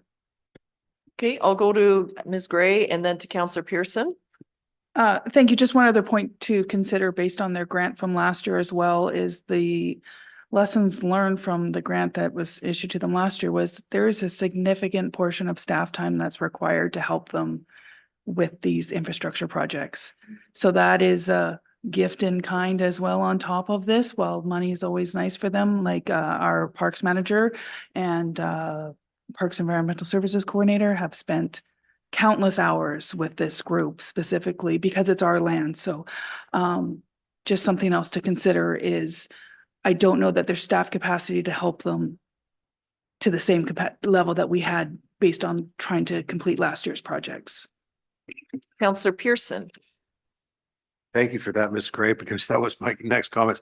They're building an asset in our community, which is a service, which is it is increasing in popularity when you go down there. I don't like applications that just go to the maximum because it just like it's almost like, okay, let's see what we can get kind of thing. Good group of people. They've started out with a vision. They're kind of going down the road. It is our land. They're occupying a community space. They are building an asset in that space, which is good. However, there's some rub between them and the community association across the road, like washrooms and parking and all of those things that are being supplied by one organization that we also fund on, and parking is critical down there because the soccer and the children that are there, there's animosity building there. So there's some other things that we need to clear up with. I have no problem putting $5,000 towards their asset in what they're trying to build and what they're accomplishing, because they have taken a lot of our time, but they also have done what they said they were going to do, which is kind of, it's nice. It's a valuable asset in our community, and good people running it, but a little pushy sometimes. Okay, I'm comfortable anywhere between the 3,500 and the 5,000. I do believe there's some follow-up with the fencing. It's at the entry to Sooke. It goes to the potholes and back. The soccer fields welcome, when there's regional groups, they're coming from all over the place, and this is public land, so it was meant to be shared, as I understand it. The parking, there was permission from the ALC at the time to permission to allow the horseshoe, because this is ALR lands, to be on that land, but also to have parking for the horseshoe pitches. So I get that. That's an ALC matter. However, we all need to work together here. And if the ALC doesn't like that there's overflow from the soccer, because little kids need to be in proximity to the park, then the province can deal with that. But in the meantime, we don't have a lot of community parks and infrastructure. This is accessible. So we need to end the gating is just a negative that it's just not a welcome to Sooke type of thing when you hit a fence and a gate. Councillor Beddoes? May I suggest we talked about 3,500 to 5,000, we hit on 4,000. Okay, let's put 4,000 on there. Okay. Sheringham Point Lighthouse Preservation Society. I'll just say I like this a lot with what they're doing, having all the schools involved, some education, going to a site, not just seeing it on a screen. I know we have something at the museum, but it's on the land. This is a functioning lighthouse that's being restored, and tremendous work has been done by the organization. And then to have the children come back. It reminds me of the work when I saw the picture of what the district did with Canes Park. We put in stairs, we put in a platform to connect children with the ocean. And we put them into that environment where they can learn and observe and see and take those messages and all that back home again. So I would like to see us fund the full request here. Okay, I'm not making a motion, but I'm throwing that out there as a starting point. Is anyone? Councillor Beddoes? Yeah, if you asked me yesterday, I would have said no. Well, it's not in our area, and I didn't get a clear indication where the kids are coming from. They made it very clear they're coming from Sooke kids, and I know some of them are gonna be Otter Point and whatnot. But I think it's a good project too. I'm not so sure I'd give them all the $5,000, 5,100, I think they're asking for. But I certainly would support the program. And, you know, from a regional prospect, of which we're all part of the region, I think they're doing a great service by keeping that lighthouse the way it is, but that's over and above their ask. So I would be willing to support it for some, and I don't even have a problem with the 5,100, although we're gonna use up our 67 pretty quick. So anyways, unless somebody else got something, I'll support the. Councillor St. Pierre, then La Jeunesse. So here's where I'm going to be a little bit weird and say, yeah, thank you. I like the program too. I just feel like we're subsidizing the school district, and they have more money than we do. And I understand some of the issues, but this is programming that the school can actually utilize to provide better programming for their kids. Why is the district? Why are they not paying for this sort of thing? And this is specific to school programming. And I approve of it, and I would like to put forward on it, but I just feel again like this is being downloaded from places where people have more money than we do, and we get to pick up the costs. So recently, the school district within our region sent a survey out to parents and asked if they would be willing to pay for school bus transportation fee. They receive a lump amount to cover that off. So it's a number of years ago, school buses became free. It's not enough to keep pace with the cost of everything. So basically, parents will either pay extra for their child, and where they've landed, I don't know where that's going to be. It could be anywhere from right now you pay an automatic $25 when you register. It could be $175 for the year, or they will look to cut something. You may have seen already in Victoria, they're now cutting music programs and changing music programs. The province simply is not providing enough funding to the schools. Many school trips, parents are paying for them anyway. Sometimes it's a couple of dollars, and there's different programs available for that. And when they're on foot, that's great. Our trail, for example, that we did from Sea Park will open up a variety of options that were not available to all of Sooke Elementary proper. So yes, I hear you, but this is another piece where the province simply isn't funding, and you're seeing over the years, many things, music and arts in particular in our community, been hit very hard to the point of non-existing. I was surprised years ago when I heard that through the community grants programs on what is and isn't in school. This one here, when we talk about our future and sustainability and what we want to see, John Muir a little bit is access to the water, Cecino's a little bit, Sooke Elementary a little bit, but actually having children immersed in places like this is something that will stay with them and hopefully lead to a better sustainable future for all of us.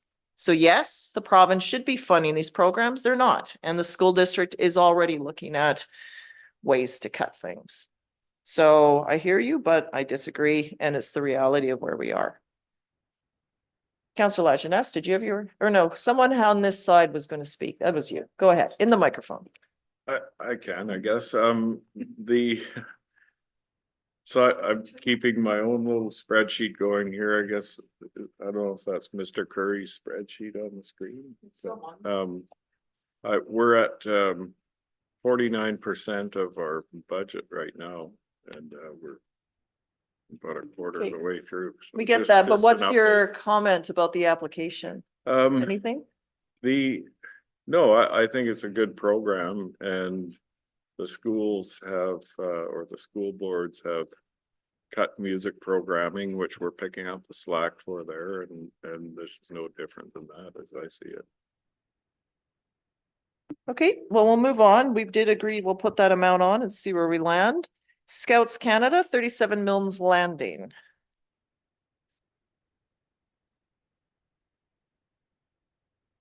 Go ahead, Councillor St. Pierre. This feels like a new scout troop that's doing some really good work. They're doing it with a special population. I think they're going to get their legs further under them like other scout troops. I would like to support them to the full. Councillor Beddoes. I disagree. That we're talking 15 members, $7K. You know, that's $500 each that we're subsidizing to. And I know they can't do much about Scouts Canada. They say they want these organizations, then they let them flounder to do whatever they need to do. I'm not in favor of giving them the whole month. So what do the parents pay? Did you ever see anything on that? I didn't see anything about parents. Was it school paid registration? Is that it? I'm not sure about that, but usually there would be a registration fee involved with Scouts that would cover off probably insurance and everything else they do. Revenue, school paid registration. I'm not clear what that is. They did do some bottle drives and, I give them credit for that. I just think it's a bit much and it's a bit of a fluff one. I'm not inclined to give them $7,000. I mean, we have to start paring down. Okay, Councillor St. Pierre.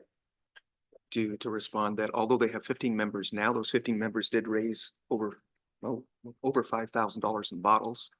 And part of the reason that they want the $7,000 is so they can expand programming.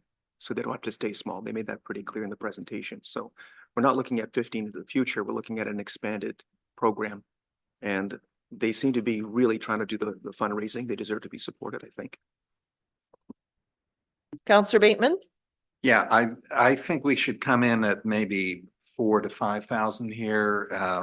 They did state very clearly that nothing is going to stop them. They are onwards and upwards, and this is they'll be back next year, I hope.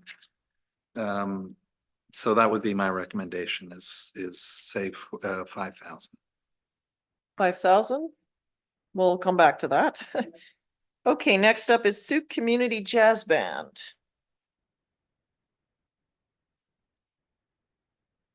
So this is a group that has never approached us before, new and forming, and thanks to the Baptist Church, have a location secured to practice.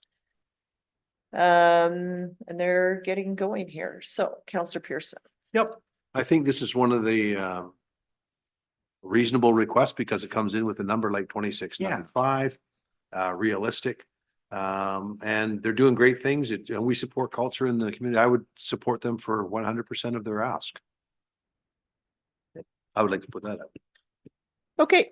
Yeah, and I think I would like to just restate that you will need to find other sources of revenue to add to what the district provides. And I do think a sliding scale on involvement would shut no one out, but those who can afford can pitch in a little bit. Yep.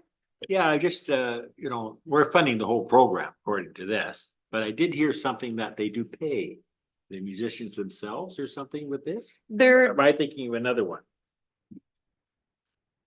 There was, it was presenting to be a bit of a barrier to participation. So what this could do is, here's some seed money, develop the materials with the sliding scale, in terms of accessing other funds. Having a District of Sooke grant will often help bring, we have this grant, we can now apply for these things and get some legs underneath us. And then it's just getting new ideas. It's like many things, just trying to find a way to go. Yeah, I guess with me, I like organizations that have some skin in the game where they ask people to, and we subsidize them for sure, but this is the whole program. So I don't know, a little bit of problems with the amount, but I'm not overwhelmed, upset about it.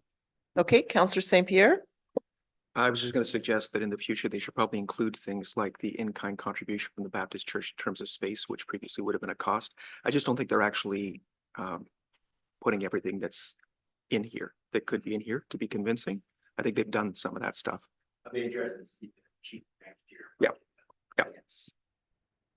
They may have their legs fully under them and we may never see them again and only hear these amazing performances at the parks and other venues. They'll be in here at Chambers. Exactly, drawing in all sorts of people to Chambers.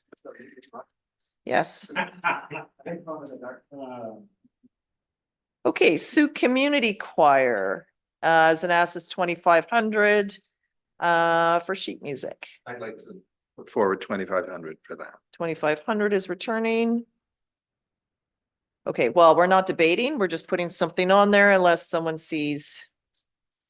Okay, we'll go with the 2,500. Take a hike mental health, or pardon me, take a hike Youth Mental Health Foundation.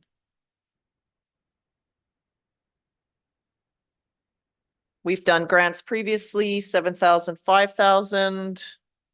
I believe this is a COVID eligible program. Yep. Counselor Bateman. Yeah, I'll just note here at the end of their yearbook, you can see who they've gathered monies from. And it is remarkable organization in terms of fundraising. And I think they've come in at our 7,000 maximum. As you said earlier, Councillor Pearson, this is, I see that Burnaby, Nanaimo have chipped in, Colwood and Sooke, North Cowichan, Nanaimo, no other, District of Central Saanich. So they haven't been collecting from other CRD municipalities, apart from a few there. So, yeah, well, we're in the 1,000 to 9,000 category, along with Colwood and North Cowichan. Central Saanich pitched in between 500 and 999. And I'm sorry that they weren't here today to ask a few questions. Because these, yeah. They promised 7,000 will provide gear and equipment for 20 young people in the Sooke program. And I needed to ask, is that the Sooke District 62 program? Because I don't see the city of Langford stepping in. So that was a question. Okay, can't answer that. Counselor St. Pierre? I'm just gonna, I guess, reiterate, I think this organization's got its legs under them. They're getting good at the grants. They're bringing in the money. I would like to support them, but I think the 7,000 is more reflective of the maximum that we allow as opposed to what they actually might need from us.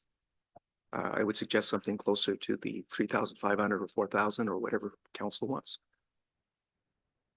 Okay, we'll put $3,500. This could be COVID eligible. So let's move it into that category. Kids Sport Greater Victoria has an ask of 7,000. We did receive correspondence from the applicant that they weren't able to attend tonight. Go ahead, Councillor Beddoes. Yeah, I see in your thing here, it says, so all kids can go to sport registration grants. So they give out grants. And that's $416,000. And their overall budget is 676. And they do really good work. I don't doubt that at all. But I mean, our criteria is that we don't give to people that also give out grants. So that's one that we have to wrestle with. And I think 75 is too much. It's also counter to our policy. Is that true?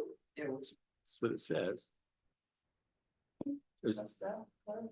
I got, this is what it's in their financial statement. So all kids can play school sports registration grants, 416,000. That's in the package we got today. Or the latest one. I don't know.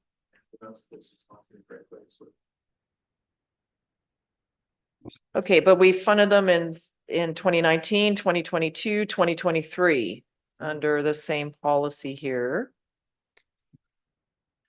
I think that I'm trying to remember the conversations from the last couple of years because that is the main purpose. And I believe there was a debate last year in the last couple of years of whether this is an appropriate use of funds for it. I can't remember. It's in the COVID, and I think that's why it was that we don't have those kind of barriers around the COVID versus the community grant policy. Because at the end of the day, the community grant policy is just a policy. It's not a bylaw. But yes, you're not supposed to use the funds if you're going to just turn around and grant those to another organization because we obviously, or another individual because we don't know who that person is, et cetera. But There's with the just risks. COVID grants, COVID really apply because they're not struggling and up and getting up and running again. They've been up and running. It's not the organization that's suffering from COVID, it's the children in our communities who are impacted and are that is who that's who this is for. So just in some homework that Councillor Bateman has done, they have helped to offset the registration fees, which continue to increase for places like Sooke Minor Hockey, Sooke Boxing Club, Sooke Minor Fastball, Sooke Soccer Club, Sooke Shokokai Karate, Sooke Skating Club, Sooke Sailing Association, EMCS Cheerleading, Football, Hawker, and Soccer Academies. So this is all age groups now, and families do have to prove their eligibility to receive this, and they have a certain funding ask. So it's to help support the population, not so much the organization itself. I feel that this is a population that's been harmed during COVID. So that's where I think, okay, community grant doesn't fit, but it does fit in the COVID funding.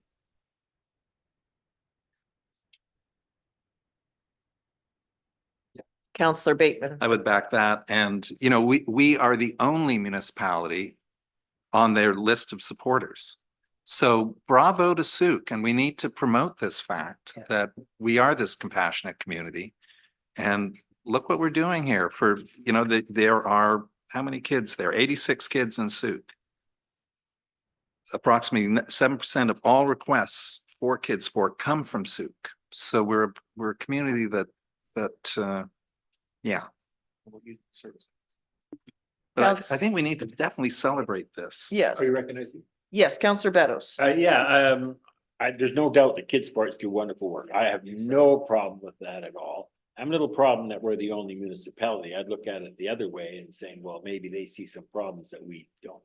The only way I would support this if it came from COVID funds. Okay, let's put it over there. And No, yeah. I do. Fine, but it's whatever. I'm not doing much a big thing out of it. South Island Performing Arts Society.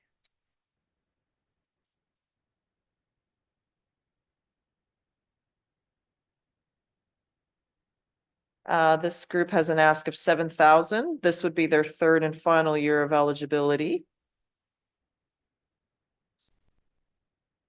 Councillor St. Pierre. I would be inclined because they're getting, again, their legs under them, and the person that was presenting really made it clear that they're doing a lot of work towards getting other grants, bringing in other funding. I think it's a good service in the community. I think anything like this, you know, tends to enrich us. I'd be going towards the upper end of things, but again, I'm not going to offer a number right now. Okay, well, let's put the full ask there and see where we land. How about that? Okay. Just trying to move us along. 606 Water Group for 2,390. Councillor Bateman. 2,390 is coming out from Councillor Bateman. Anything from anyone else otherwise? Okay, then turn off your microphones. Access West Shore Society, so that we understand it is $224 even, right? But they get the line fund. So that should be removed outright. So we don't require this grant then? Correct. Oh, okay. Well, we saved $224. Oh. Sooke, it all adds up. Okay, Sooke Community Radio. May I? Yes. I'm excited. I think there's a lot of potential for this in the community. I think this is definitely falling under the category of just getting started. I was impressed with the professionalism of the people in the room and their resumes. I would love to see this move forward. I would actually go for the full amount. Okay. Others, Councillor Beddoes. I have mixed reviews about it, but maybe I'm a little bit biased. I'm not so sure that it's going to be such a great thing for the community. Is that something because they're startup post-COVID that could go to the COVID fund? Not a chance. No, I don't see how. This is a new initiative fully. Like it wasn't an organization that harmed or was impacted during COVID, although it would have been helpful having it at the time. So they're just going to go to a streaming service to begin with. Okay, Councillor Lajeunesse and Pearson. No, I think this is long overdue. I think local media is something that is severely lacking and it's not getting any better. So if these guys can pull it off, I think it seems like they have several professionals that are familiar with the business, and I'm confident that they'll be able to do what they say they're gonna do. Okay.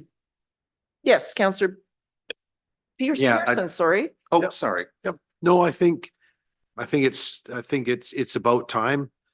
And, you know, it's something that's, you know, we're at 17,000 people now, and I think it's just the next step in the evolution of making things happen. And I think it's important when something like this gets started that it has council support in the beginning, and that the message is clear. That we're supporting that type of direction. As long as they give traffic reports, I think it'll be really good. Yeah, good point there. I would put on the table 5,000 though. Because it's just, you know, 6750. It looks so. Okay, hearing 5,000, Councillor Bateman. Yeah, I like that number. I did throw the word premature out, which was not to be a wet blanket. It's just, I'd like to know about the outcomes of their initial community meetings, the relationships they're building, the programming they propose. And they did mention a number of things, and also particularly that outreach to Sooke Fire and Emergency Services. And so I suspect that when they come back next year for round 2 of their 3 years worth of consecutive funding, it'll be yeah. So I think 5,000 is a good start. Okay, we'll move on to the next one, which is Steps to the Future Childcare Society. We have funded this organization, maybe not the same ownership in the past.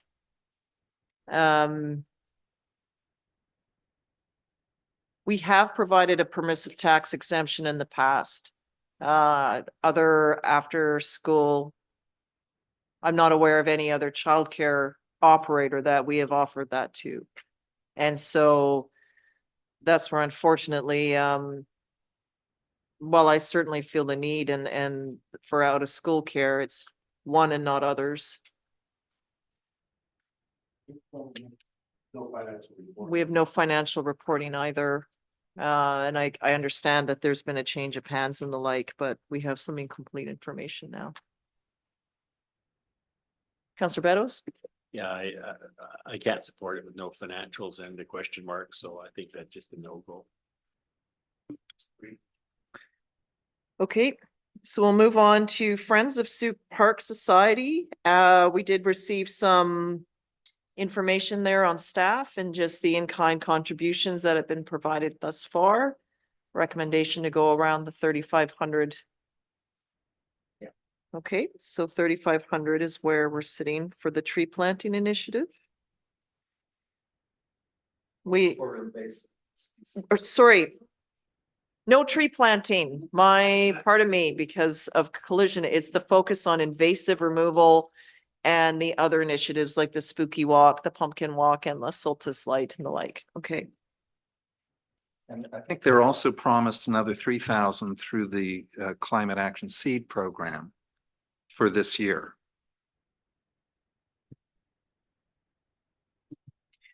Okay, Sooke Moon has withdrawn Royal Canadian Marine Search and Rescue, a 4,700 ask.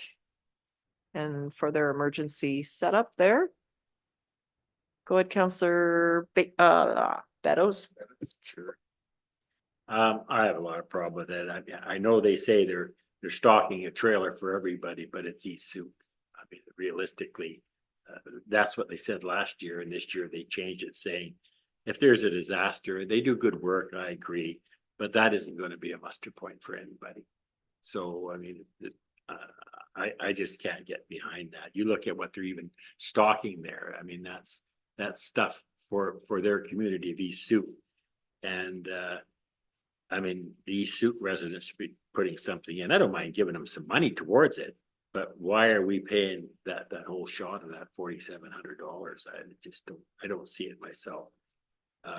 So I can't support that one. Councillor St. Pierre. Putting the number aside,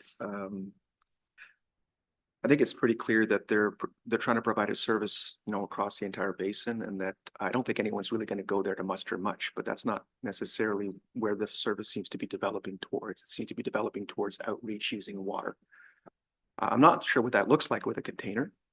What I am concerned about, though, is that we're already into it, and a lot of money has been spent already on getting it to, the point where it can actually be used.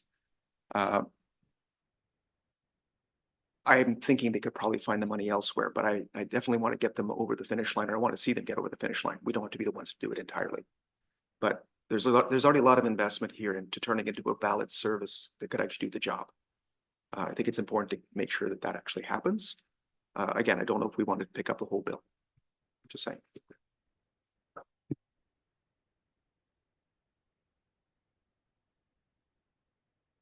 Oh, I keep turning it on and off.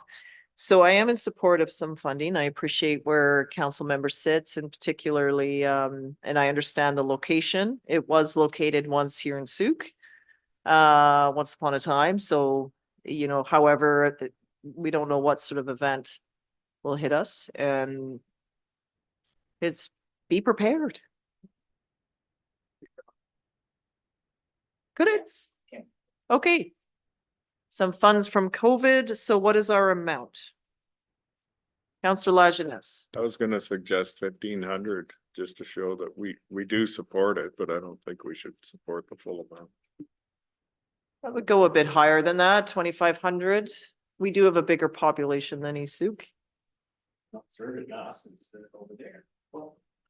We're all connected. Sorry, go Note that ahead. during the Ministry of Transportation meeting last week, we talked about emergency evacuation, and there was discussion around a lot of it'll be by sea. So Sooke residents will be heading out, potentially you could head to East Sooke for in their boats and kayaks, and I don't know. It's just the thought. So I would agree with at least $2,500 from COVID. Well, if our bridge is out and you're stuck on that side, that is the way that you're gonna go. Councillor Pearson, the bridge they have is newer than ours. I mean, all the good work that they do that's only a part of it, the container and the storage. It's, they support the rescues and things that are on the beach, the people walking the trails and all around our community. So there's a lot more to it. It's not just about the container full of emergency supplies. That's what they're requesting this year, but their overall organization does a lot of really amazing work. I'll Okay, just thank you. also add that Sooke Point is part of the district of Sooke. So we do have a population on the other side of this that we need to consider. So it's not just East Sooke residents, it's our own residents who live in Sooke Point. We're just not connected to them by land. Councillor St. Pierre. I think given the source of the money, which is the COVID restart, I would be much more comfortable with full funding on this. Just get it done, tear the Band-Aid off, and make sure they get this thing going. Right, put the 4,700 for COVID and we'll debate it. Sooke Meals on Wheels for 7,000.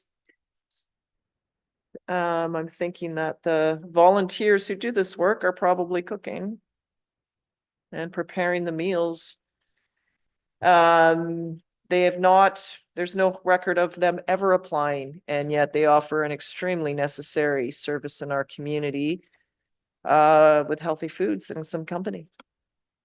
Councillor Beddoes? Yeah, I see weekly the good that they do. And they work closely with the food bank gets them food, stuff like that. But again, it's the gas running around, the volunteers, so I'd fully support it. 7,000 from COVID? Okay. I was curious whether they would be billing out at the 70 cents per kilometer rate, which is what the CRA suggests. Now, Councillor Beddoes, at the food bank, I think they've instituted some coverage of mileage for your drivers. Yeah, they give a little honorarium now and again. Usually they get other organizations that chip in gas cards. But a lot of it is, they're pretty good these days because, we have two vehicles. We have the big Right. truck and the smaller truck. So I'm not entirely sure, but I know that I don't have any problem with, Meals on Wheels ones. I mean, wow, I'm just so happy we have them in our community. Yes. If it takes 7,000 to keep them there, I'm all for it. I've also been advised by local residents that some new mums that may be balancing kids have also received some support from Meals on Wheels. So it's not just elders, it's other new families as well that are maybe just need a helping hand for a moment. And through COVID. Yep. Okay, so next we have the Mental Health Society of Greater Victoria with an ask for 2,000 for the first time. Counselor St. Pierre? Unfortunately, they weren't here to present today, and I was looking through the application. I don't actually see what they're doing in Sooke specifically. I don't actually see that their library or the resource materials are actually in Sooke, and we weren't able to ask that question. I have a hard time. It strikes me they're probably another one of those well-established organizations. They've got their materials, they've got everything going. They're hoping for some extra funding, but I don't know if they need it from us. And I'll just leave it at that. And I'm not sure what's happening in Sooke. Okay, Counselor Bateman? Yeah, they want to put this free library with mental health literature and data on at Wadham's Way. But my question to them was, have you connected with Searchin on this? And there are ways in which you can distribute this kind of material in Sooke through established channels. And I know they're a new group and one of their mandates is to go out and seek grant funding. So I think they're testing the waters with us, and the feedback would need to be, please produce a more substantial ask. On their website, there's a lot of material there, and we're not seeing that. Well, this is new and they're getting started. They are looking to find a way that's accessible, for mental health. It may be the case where the library is there where people don't have to go through somebody to access something or be a part of something. They can just, there's a library, there's some materials, you're drawn to it. And it's like the free libraries and how popular they are. There's books I should start reading more. There's something that catches my eye as I'm walking by without going into something. It's just as you're passing by. This is an area of high traffic, given the library and the Sooke Family Resource Society. Councillor Meadows? Yeah, I think the other thing too is that they're asking for $2,000 on a project that's $2,400. So they're basically asking us to do it. And I have a feeling that a lot of this stuff is already covered in the schools. A lot of it's covered in the libraries. A lot of it's covered from CASA. All that information is there. And I just get the feeling this is a bit of a duplication. So again, I don't have enough information to say yes to this. I'll just counter that not everyone impacted by mental health would potentially be in school or accessing, or may feel a barrier to accessing the service there. That's just $1,000. $1,000 from sign of COVID. faith in their good work. 1,000 from the COVID relief funds. So with that, Urban Food Resilience Initiative Society. This is an ask of 2,000. Go ahead, Councillor Bateman. Yeah, I'd like to recommend 2,000 for this. It's in the spirit of the MyFed backyard program, and building resilience block by block within the community is a great concept. And again, as Councillor St. Pierre was saying earlier, startups and giving initial enthusiastic go get them to groups is a good approach. Councillor Pearson. Yeah, I agree. I'll support the amount. It comes from council support on, on our vision. And if we support things, then, that message gets out there. And I think that's really critical in this particular case. Councillor Beddoes. Yeah, I'll support 2,000. I'd be interested to see in next year and what they accomplished. And But again, if you don't give somebody an opportunity to try something new, if it takes off, it takes off. If it doesn't, well, I know $2,000 is a lot of money, but it's not going to break the bank for us. So 2K is okay. Nope. I like this idea as well, and I would like to see, I look forward just to what learnings and outcomes come through this initiative, what in terms of how it could inform bylaws in the future, when we talk about what you know, we've had a lot of education on what fire smarting a property look like and what type of vegetation and how we can inform that work. And then what could be done to inform what edible landscaping looks like. Globally, we're seeing initiatives with shopping centers for grocery stores are actually growing and harvesting on their rooftops. I've seen images of that where they're actually growing the produce on the roof with rainwater gathering to water and beehives, with that produce being what's being sold in the stores. Places like Singapore, beautiful, all of the cement there is covered with ecosystems vertically, over on overpasses and so forth, and on balconies. My family, I come from a family that farmed for generations and another family that's in a more environment, but even growing up as a child, my mom always had pots of different herbs and veggies, and we grew things. And when I went to visit family, I would see that, and different types of fruits and vegetables grown, but always sort of, even in the winter, there's all sorts of edible greens year round. So it's nothing new. We just don't do it. So I think there's a real moment here in an uncertain future where there's a lot of exciting possibilities. So let's some seed money for something bigger. Councillor St. Pierre. I know that the applicant is in the room, and I was just going to suggest that with the Charters and Drennan projects coming online and people moving in, these are some of our very first, really urbanized, larger, higher density, and they've got balconies. So I'd be really interested to see if there could be some kind of, outreach and partnership there, because they're just getting people in. Yeah. But what's interesting there is that the studios do not have balconies. So some of the larger units do, but the smaller units don't. So then what would that look like? And then perhaps those who can do balcony garden will free up this plot for those that don't have a balcony. Just saying. So there's certainly something there. And we have a seed library. So that's cool. People could get seeds. Okay, so 2,000 there. The next we've done, we'll go to Sooke Harbor Players. They've been asked for 5,800, various grant requests over the years. Councillor Bateman. Sure. I'll start. This is quite fascinating, this project. Jill Sweet, who is proposing it, has experience with Cirque du Soleil and has organized some pretty remarkable events here in Sooke. And I wish she was in the room, of course, to have told us about it. It's proposing like a 2-week run of shows at the EMCS Theater. And it's based on a major Stratford Festival hit of the moment, involving Shakespeare and with Broadway musical numbers. It's a lot. It's a lot of money here, 5,800. And yet the Sooke Harbor Players do rise to the occasion. So those are my opening thoughts.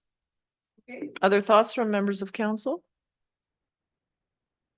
Councillor Beddoes. Yeah, I see they're asking for $5,800, and that is the rental from EMCS for their productions. They've only been asking 3,000 in the past, and also they bumped it up to 5,800. So I'm inclined to give them something, but not full amount. 4K would be good for me. Okay, 4,000 is being put forward here.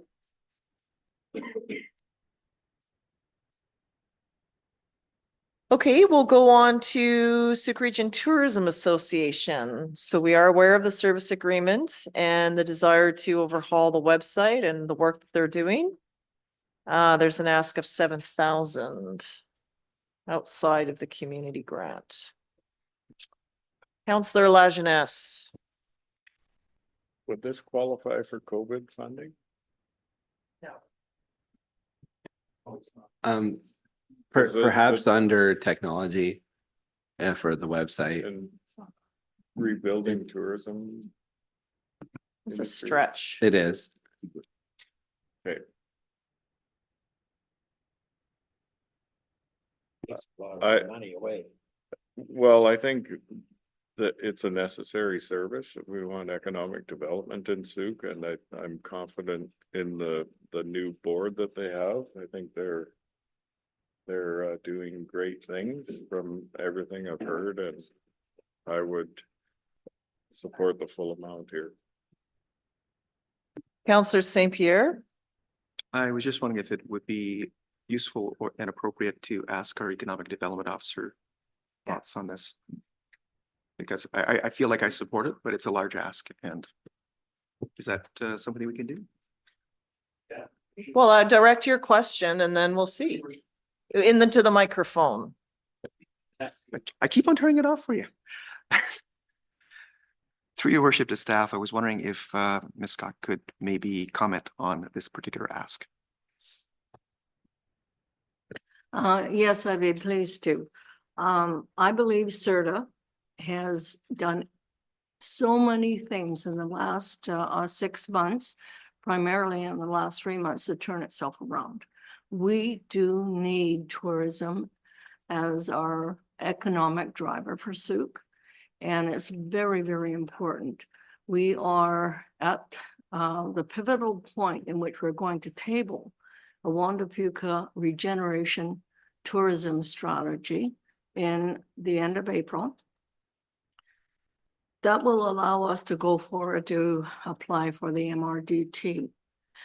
We need to have a local tourism association, not just the district of Sooke pushing tourism, but we need to have that association and the partnership. I can't do that 100% on my own. I need to depend on having a very strong and dedicated and capable tourism association that can help us move forward. I am confident 100% with the new board and leadership and my ex officio support, which is 100% at all meetings, that we could turn this whole thing around. That said, once we do that, and having that website being effective and efficient is going to make a huge difference for us. It will allow them, once they've got all these little pieces in place, to leverage and go after other funding, to get money from DBC, which they can't right now because they obviously can't prove that they are capable at this moment, but they are rebuilding to do that. I am able to find funding through different sources and connect them to various opportunities that will help build the capacity. And I think moving forward, knowing that responsible tourism is very important to every one of us in Sooke. And we know it's going to be our leading economy. We need to support this organization. Okay, on that, I agree with what's been said. I just don't know about the source being the community grant to fund this. There's a service agreement, and it's almost as if the service agreement itself is what needs to be renegotiated. And because there's that, and like they're already having funding, and now there's another pot here, whereas we have all these other groups that are starting up or doing things. And that's, to me, that's what the grant is for. If we believe that tourism is a general driver, then that would be taxation dollars, which is what has been funding CERTA through the past. And then we put this much money for community grants who one by one do things. I totally appreciate all the information that was said in terms of the website and really getting this on track. It's really important. We have in the past funded initiatives like the hotel tax on top of, it was $15,000. The organizations has fallen apart. We've never received anything back from that. That is not the fault of the current group. I don't know where that lies. but it's gone, right? I would tend to look at council contingency to fund this. It's not a COVID relief fund. And then the next piece is similarly to an earlier conversation in the year where we need to really examine and create an MOU with the Sooke Community Association and how we're funding them, because that needs to evolve and be updated. Similarly, I think we've done that with the Sooke Region Chamber. We've done that with the Sooke Region Community Health Initiative. And those where we're finding the money through taxes, different Harmony Project line items, tax dollars, Sooke Fine Arts Society and the like, as opposed to, yes, we're going to give you this annually, but you can also come and access this pot. It just seems unfair potentially to other applicants who would only be eligible for one fund and known as service, like you're coming in two ways. However, I see how this is, and if council is willing, I would look to council contingency to draw in those funds and not the community grants. Leave that for the others who really need the funds to get started or matching funds and the like. And then let's look at we really need to look at expectations going forward so we don't run into lost money and all that stuff in the past. I'll just put that out there. Councillor Beddoes? Yeah, I concur. I hate to say it as 100%. Yeah, no, I think they do need some help, but I guess the fact that we've been burned a couple of times and they seem to be a new regime, which, you know, I've heard before. So, I mean, it's, you know, I think council contingency, through your worship, can we find out what our contingency fund is at, please? It's new for this year, so I don't Lots, believe we've accessed anything, but I don't know. I'm not aware of any council resolutions to spend from the council contingency from 2024 as of yet. Yeah, okay. You guys would know more than All me right, so- if there was a meeting I missed. Yeah, okay, all right, so we could afford it out of that. Yeah, I'd support that. But I, you know, hopefully they're listening. And I want to see some results next year because like I say, the history of this group has not been great, but you know, same with the chamber. We weren't happy with them at one time and they turned around. So yeah, okay, we'll give it a chance. Okay, any other thoughts? Is that? So we have 60,000 in that contingency fund, so. Yeah. And then I think like some of our other conversations is, okay, now that the budget's adopted and we're clearing all those pieces, what is the takeaway is to look at these other things. And so we'll do that this year to get that up. And then let's look at that a service agreement there. The last one is the Sooke Region Food Council. This is a new initiative, a new group. Go ahead, Councillor Beddoes. Yeah, I try to get a handle on exactly what's going on here is, you know, we have the food bank, which is the center of all this sort of stuff. They channel food to all the needy groups they can in this community. And I mean, they're hosting community food pantries. That's the food bank. Bulk food buying. That's the food bank. So it almost sounds like a little bit of a duplicate service. So I'd rather have these people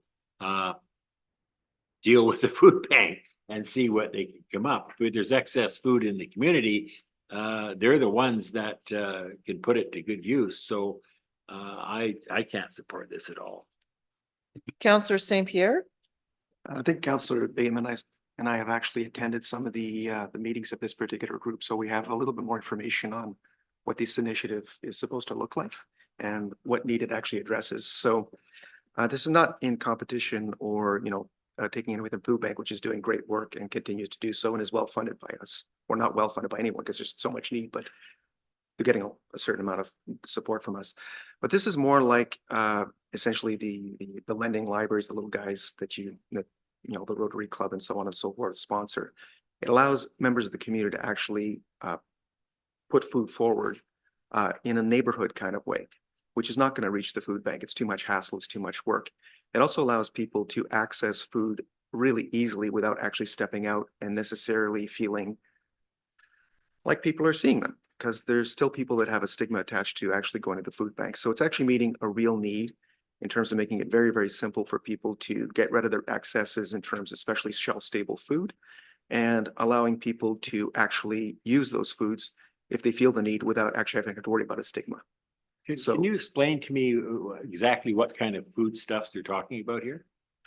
I think it's not meant to be things like greens or meats or anything like along those lines, but you look at things like canned goods and so on and so forth. I don't have all pasta, rice, things that are shelf stable.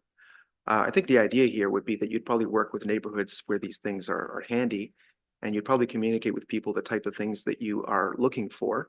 Often you're going to be looking for things that are just about to approach, their expiry dates and so on and so forth. So you can just basically move them out and make sure that they're actually getting out of the community. My understanding is the food bank mostly actually doesn't use those types of foods. So even if someone wanted to donate to the food bank, they wouldn't necessarily be accepted, but they can be put into these libraries and go to the community instead into the landfill. So it's cheap. I mean, it's about $7,000 and it would immediately, it's a low hanging fruit in terms of food security. It takes food that would go to waste, puts it into people's larders. It's an easy sort of thing to do. Again, this particular group hasn't been around for anything longer than 6 months. They don't have, deep pockets or a lot of time to actually establish themselves. And as I understand, the person who's coordinating right now on this is on contract with Search and will be shortly finish their contract. The council itself will likely continue, but it seems like a really good initiative.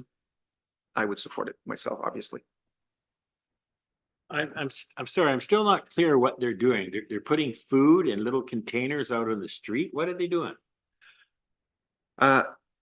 You know what the little libraries look like, right? Yeah, I know the little, Okay. that's the ones that worry me, and That's the the health concept, people would be except really upset if you're putting rice and anything of those things there, other than canned goods, and canned goods with an expiry date. You got to be careful when you put that out for people to consume, because you're also accepting the liability. But those are best before dates are there for a reason. I think this is a minefield and I would not support it with one penny. Well, I'm getting that, but you'll note that this is not, Sooke is not the first place this has been tried. So it's actually tried and true and it works. The problems have been solved. The liability issues have been dealt with. They wouldn't move forward without it. Assuming that people are going to put cans with botulism, it's a stretch. People are going to be careful. And I don't know exactly at this point, because quite frankly, they didn't provide huge amounts of information. And that's part of the problem here. And unfortunately, the person is not here to answer questions because she actually lives in Cowichan. And people do give you cans with botulism, and we get them at the food bank, and they come in and they're all exploded, and because they clean out their cupboard and they throw it in. So we've got to be very careful with this. I wouldn't, I know. Yeah. Councillor Bateman. Yeah, I think it's unfortunate that Danny couldn't be with us today. I think their latest meeting, she's a master at grant funding. She does it with the city of Merritt. And at their last meeting, she had like a half dozen grants in place. And I believe the key here is that a food coordinator is in place to monitor these and keep the food, it's part of a master plan where you see Village and Western. I think the food bank's already in strong relationships with them. And there are precedents, but I think it's unfortunately premature without the council having a really wide-ranging discussion on potentially. That's my thought. Yeah, I would require some more information on this. I don't want to create a drop off for expired everything. So there, this is a locker. So what if it's not locked and someone decides to put their old produce in it and the bear will get into it anyway? So who is ensuring that whatever is in there belongs in there? Like, you would have to stand by. I mean, unfortunately at Sea Park, there was a donation bin. We had them, they disappeared during COVID, where it's very clear what goes into that bin. And then it exploded into a big mess. And now it's not there at all. It was meant to be for clothing and whatever fit into the bin, and then discarded everything showed up. And it became a lot for the staff. It's not there anymore for that reason. So in this case, let's say I bought 2 bags of coffee. I don't like one. Okay, I don't like it. Is it sealed? I wouldn't want to take an unsealed bag of coffee. I don't like it. I'm not going to use it, but I'll put it in there and someone else could have it. Would you want to take? Would I then if someone get, here, you can have this. I'm like, where did it come from? Well, I don't know. What's in there? I don't know. Unfortunately, we're in the day of an opioid poison. Like, I don't know.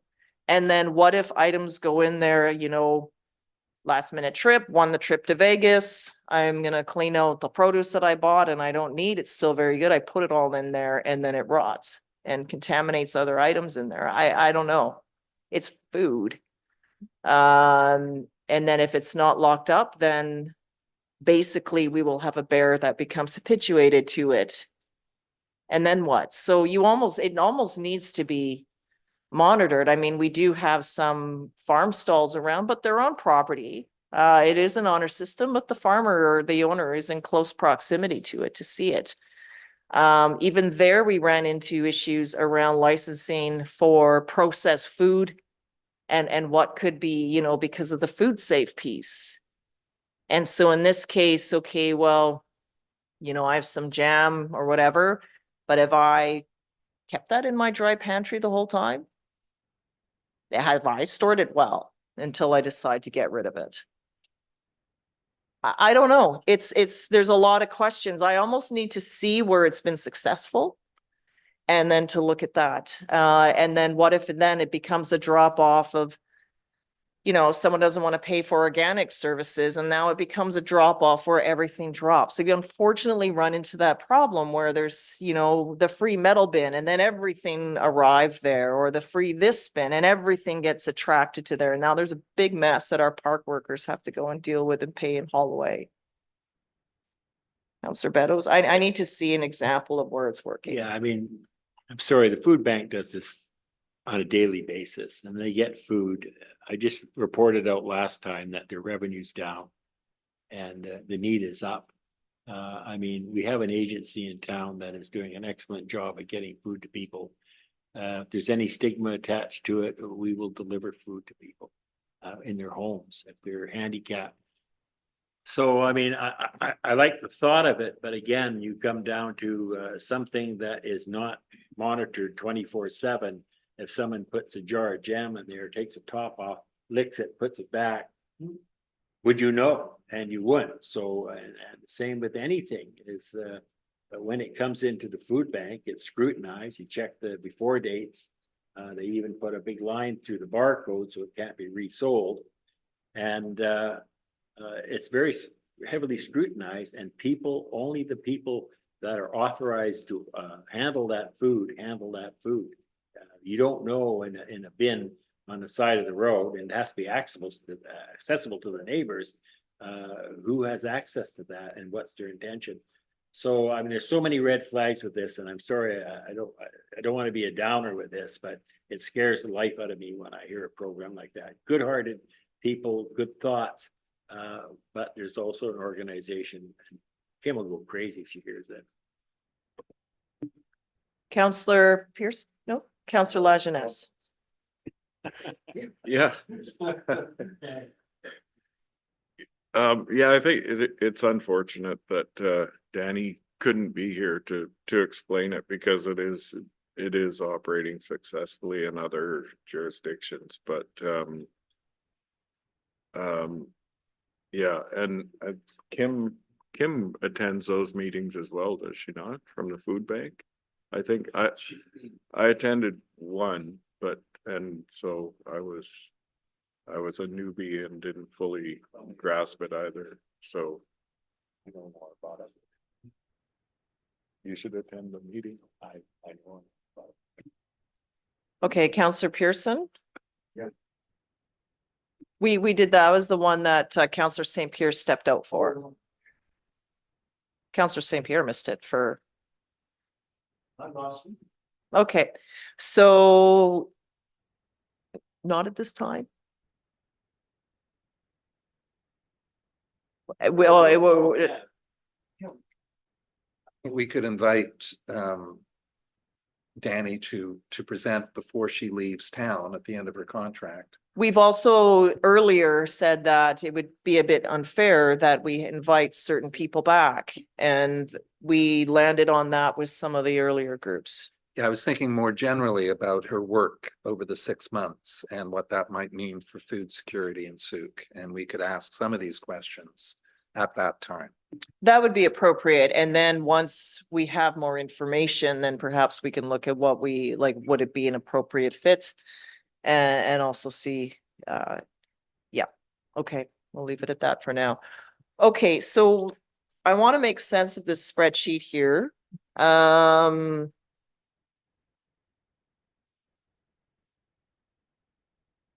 So I'm going off of our staff spreadsheet, sorry, Councillor Lajeunesse, because this is the one that is shared by everyone and what people are viewing online. So I'd rather just look at one spreadsheet, but if you disagree with something that's on here, then we can get clarity there. So we have the requested amount and what would be approved funding. And then a few, the ones that were highlighted were where we potentially wanted to enter into debate on those. So can you please, the two at the top on lines 8 have conflict, so we need to debate those. Those will be extracted separately. Can you scroll down now, Mr. Curry? And so we're at 53,110. Is that the correct total of that line, really? It's 63,310 because it includes the two items that were pulled for separate conversation due to the conflicts. Right at the top of the page there, 63,000 total grant funds committed, 63,310 includes the two applicants that had conflicts with council and then the remaining applicants. Oh, I see. So that is the total. Then some COVID funds committed, council contingency committed.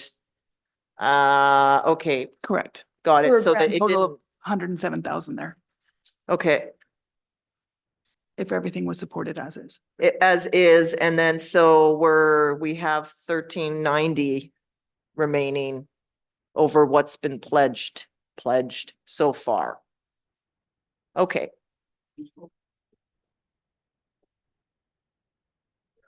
In the microphone. So I think it's supposed to have a 0.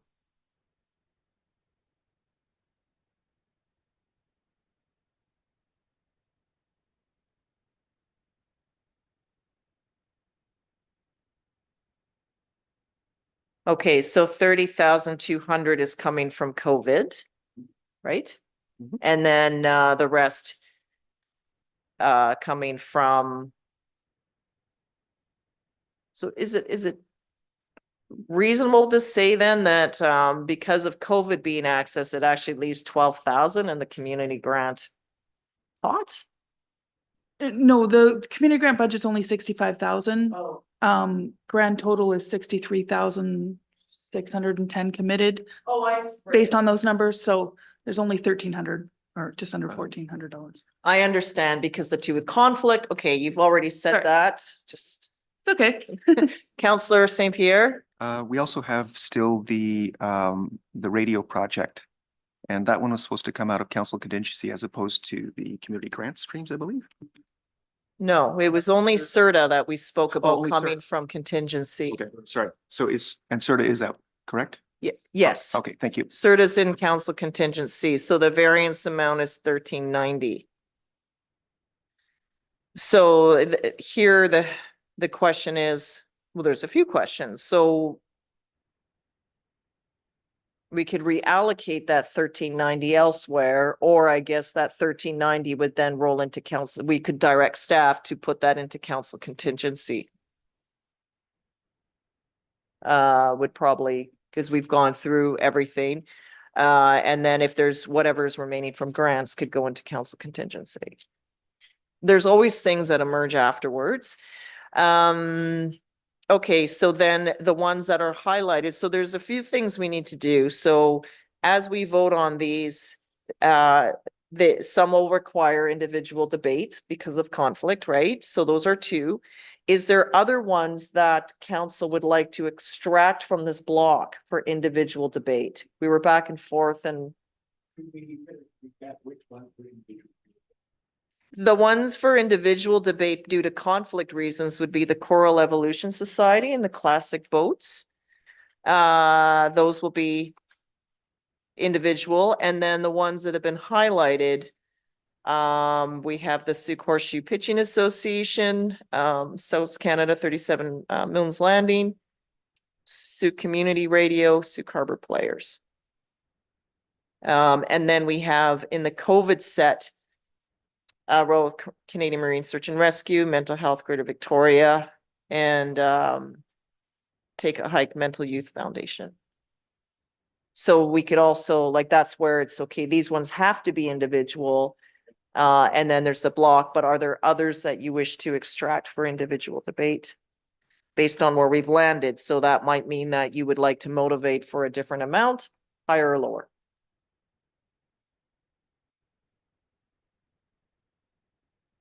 What would council members like to do? Councillor St. Pierre? I would look at a motion right now. It looks correct in terms of the discussion that happened, in terms of which ones might want further discussion. So I'd like to put forward a motion that we pass as a block all the non-highlighted and non-conflicted items.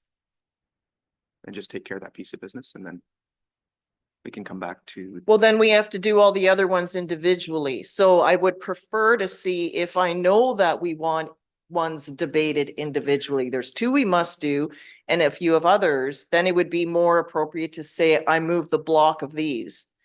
Then, but if council members want to, I'd rather just know that, because otherwise we do have to debate all those individually. I'm trying to be efficient with our time. And if everyone's in agreement with what's here, then we don't need to do that. Well, personally, I'm okay with that as it stands, but Okay. let's go around the room. That's what I'm asking the question on. Councillor St. Pierre is fine. Does anyone want to remove anything for individual debate? Other than the two in conflict? Okay, so now would be more appropriate, Councillor St. Pierre, to move that council award. Pardon me. We're just going to get that in front of the screen for you if you just want to. Okay. Give me a second. I have it all typed up here for you. That's fantastic.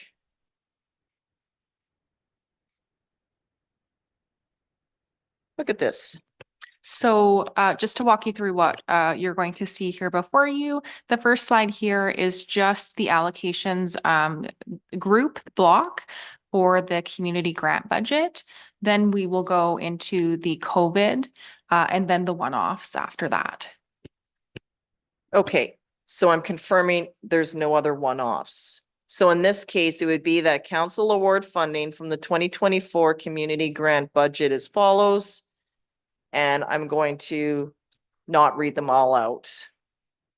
Do we have a mover for that? Moved by Councillor Pearson. No seconder. Any comments to motivate Councillor Pearson? In the microphone. I think we had fairly robust discussion around the table. I think we heard from everybody. So good.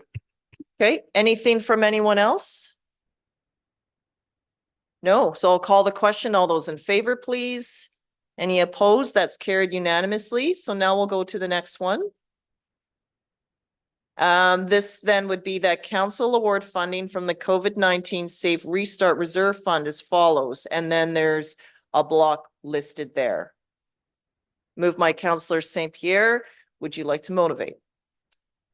No? As previously noted, we've already discussed this. Anything from anyone else? We're on COVID relief funds. Seeing none, all those in favor, please. Any opposed? That too is carried unanimously. The next one.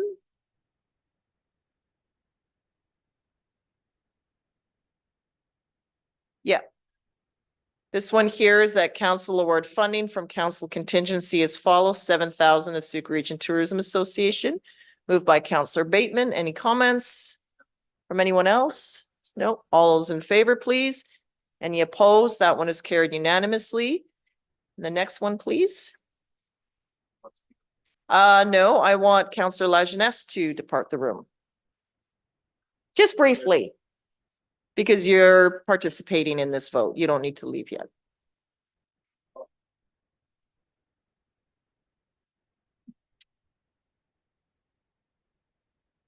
Okay, this will be that council award funding from the 2024 community grant budget as follows. It's 5,500 to Sooke Classical Boating Society.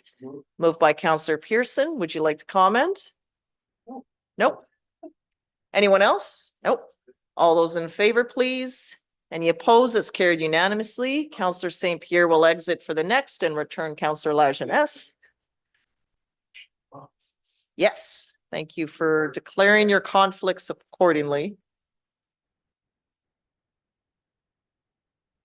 Welcome back.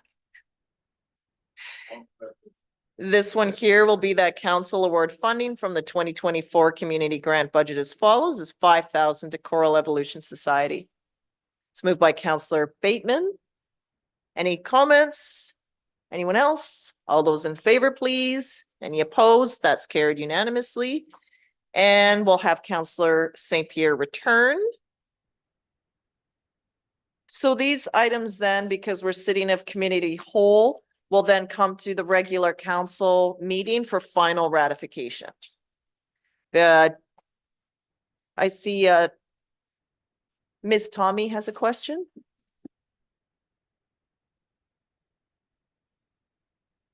Okay. Okay, so these will all return back to our next regular council meeting, which will give it the final endorsement.